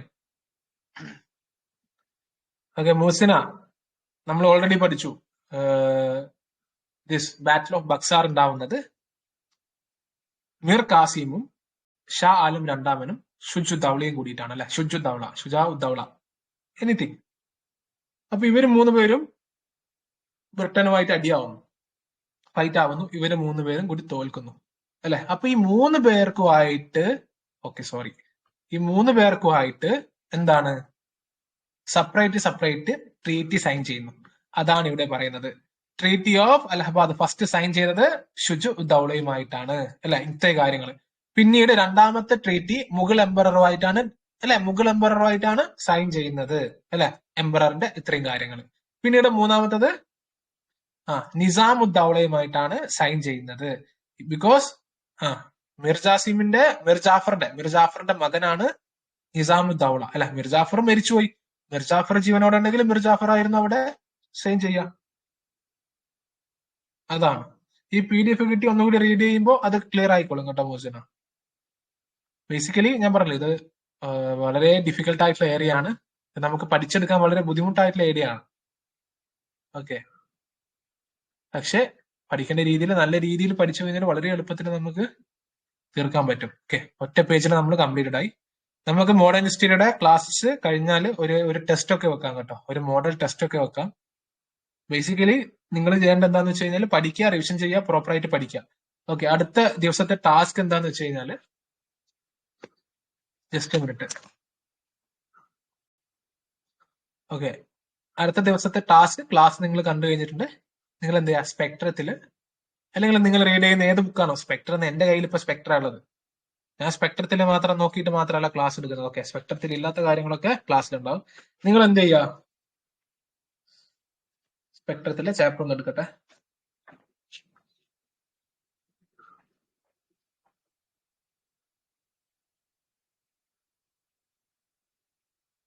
സ്പെക്ട്രൊക്കെ വായിക്കുന്ന സമയത്ത് നിങ്ങൾക്ക് കുറച്ചുകൂടി എളുപ്പമാകുന്നില്ലേ?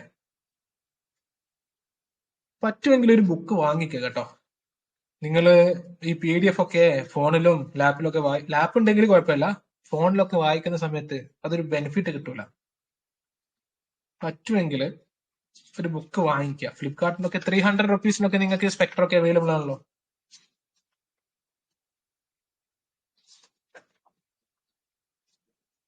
അഡ്വന്റ് ഓഫ് യൂറോപ്യൻസ് നിങ്ങളോട് ഞാൻ വായിക്കാൻ പറഞ്ഞിട്ടുണ്ടായിരുന്നു ഫസ്റ്റ് ദിവസം. രണ്ടാമത്തെ ദിവസം നിങ്ങൾ ഇന്ന് വായിക്കേണ്ടത്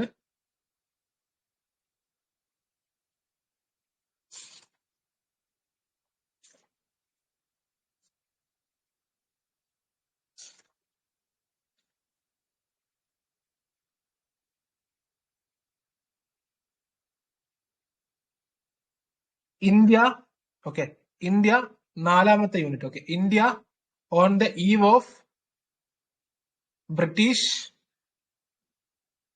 conquest. Daily wise topic time table ഇടാമോ? ഇടാം. ഓക്കെ, അത് ഒരു 3-4 ദിവസം കഴിഞ്ഞോട്ടെ, നിങ്ങളൊന്ന് ഈ ട്രാക്കിൽ ഒന്ന് വന്നോട്ടെ. ഫസ്റ്റ് ദിവസം തന്നെ നമ്മൾ ചെയ്ത് കഴിഞ്ഞാൽ പ്രശ്നമാണ്. ഓക്കെ, ഈ ചാപ്റ്റർ ചുമ്മാ വായിക്കുക. ഓക്കെ, ചുമ്മാ വായിക്കുക. വായിക്കുന്ന സമയത്ത് തന്നെ ബുക്കിലൊന്ന് മാർക്ക് ചെയ്യുക. ഓക്കെ, അതിൽ 5ാമത്തെ chapter expansion and consolidation of British India, അതും കൂടി വായിക്കുക കേട്ടെ. എക്സ്പാൻഷൻ ഓഫ്, അതായത് സ്പെക്ട്രത്തില് 4 and 5th ചാപ്റ്റർ നിങ്ങൾ വായിക്കുക. ഇതിൽ 4th ചാപ്റ്റർ നിങ്ങൾക്ക് വേണമെങ്കിൽ അവോയ്ഡ് ചെയ്യാം, പക്ഷെ 5th ചാപ്റ്റർ എന്തായാലും വായിക്കുക. ഓക്കെ, 5th ചാപ്റ്റർ മസ്റ്റ് ആയിട്ട് വായിക്കുക. സ്പീഡിൽ വായിച്ചു പോവാം. ഒരു ബുക്കൊക്കെ വായിക്കുമ്പോൾ സ്പീഡിൽ വായിച്ചു പോവുക. പഠിക്കുകയല്ല വേണ്ടത്, വായിക്കുക ചെയ്യേണ്ടത്. ബുക്കിൽ എന്ത് ചെയ്യുക, പെൻസിൽ കൊണ്ട് മാർക്ക് ചെയ്ത് വേഗം റീഡ് ചെയ്ത് പോവാം. ബുക്കില്ലാത്തവര് ഫ്ലിപ്കാർട്ടിൽ നിന്ന് ബുക്ക് വാങ്ങിക്കുക. ഓക്കെ, സോ ഇന്നത്തെ ക്ലാസ് ഇതാണ്. ഇനി നിങ്ങൾ ചെയ്യേണ്ട ഒരു കാര്യം കൂടി, ഓക്കെ, ബേസിക്കലി നിങ്ങൾ ലൈവ് കാണുന്നവരാണെങ്കിൽ അല്ലെങ്കിൽ റെക്കോർഡിങ്സ് കാണുന്നവരാണെങ്കിൽ KS പഠിക്കാൻ പറ്റാത്തവർക്ക് നിങ്ങൾ ഈ ക്ലാസ്സുകൾ അയച്ചു കൊടുക്കുക. എന്നിട്ട് അവരോട് പറയാം നല്ല ക്ലാസ് ആണ്, കണ്ടോളൂ. ഓക്കെ, 20,000 25,000 ഒന്നും കോച്ചിങ് ചെയ്യാത്തവർക്ക് primarily I am focusing on them PDF നിങ്ങൾ അയച്ചു കൊടുക്കുക. ഓക്കെ, എന്നിട്ട് ഇങ്ങനെ ഒരു ഇനിഷ്യേറ്റീവ് ഉണ്ട് എന്നുള്ള കാര്യം നിങ്ങൾ അവരെ അറിയിക്കുക. പലർക്കും ഇത് അറിയില്ല. ഓക്കെ, അത് നിങ്ങൾക്ക് ചെയ്യാൻ പറ്റുള്ളൂ, എനിക്ക് പരിധിയുണ്ട്. ഓക്കെ, സോ നമുക്ക് ഇന്ന് ഇത്ര മതി. അടുത്ത ക്ലാസ് അപ്ഡേറ്റ് ചെയ്യാം. നാളെ ഞായറാഴ്ചയാണ്, മിക്കവാറും ക്ലാസ് ഉണ്ടാവില്ല, മൺഡേ ആയിരിക്കും. ഓക്കെ, ഞാൻ അത് അപ്ഡേറ്റ് ചെയ്യാം, ചാനൽ അപ്ഡേറ്റ് ചെയ്യാം. So all the best, keep learning. അടുത്ത ക്ലാസ്സിൽ കാണാം. ഓക്കെ, അടുത്ത ക്ലാസ് 4ാമത്തെ 5ാമത്തെ ചാപ്റ്റർ വായിക്കുക. സ്പെക്ട്രത്തിലെ 4ാമത്തെ വായിച്ചില്ലെങ്കിലും 5ാമത്തെ എന്തായാലും വായിക്കുക. കറന്റ് അഫയേഴ്സ് കുറച്ച് പഠിക്കുക. ജാനുവരി പോസ്റ്റ് ചെയ്തിട്ടുണ്ട്. ഇതാണ് നിങ്ങൾ ചെയ്യേണ്ടത്. So all the best, thank you, keep learning.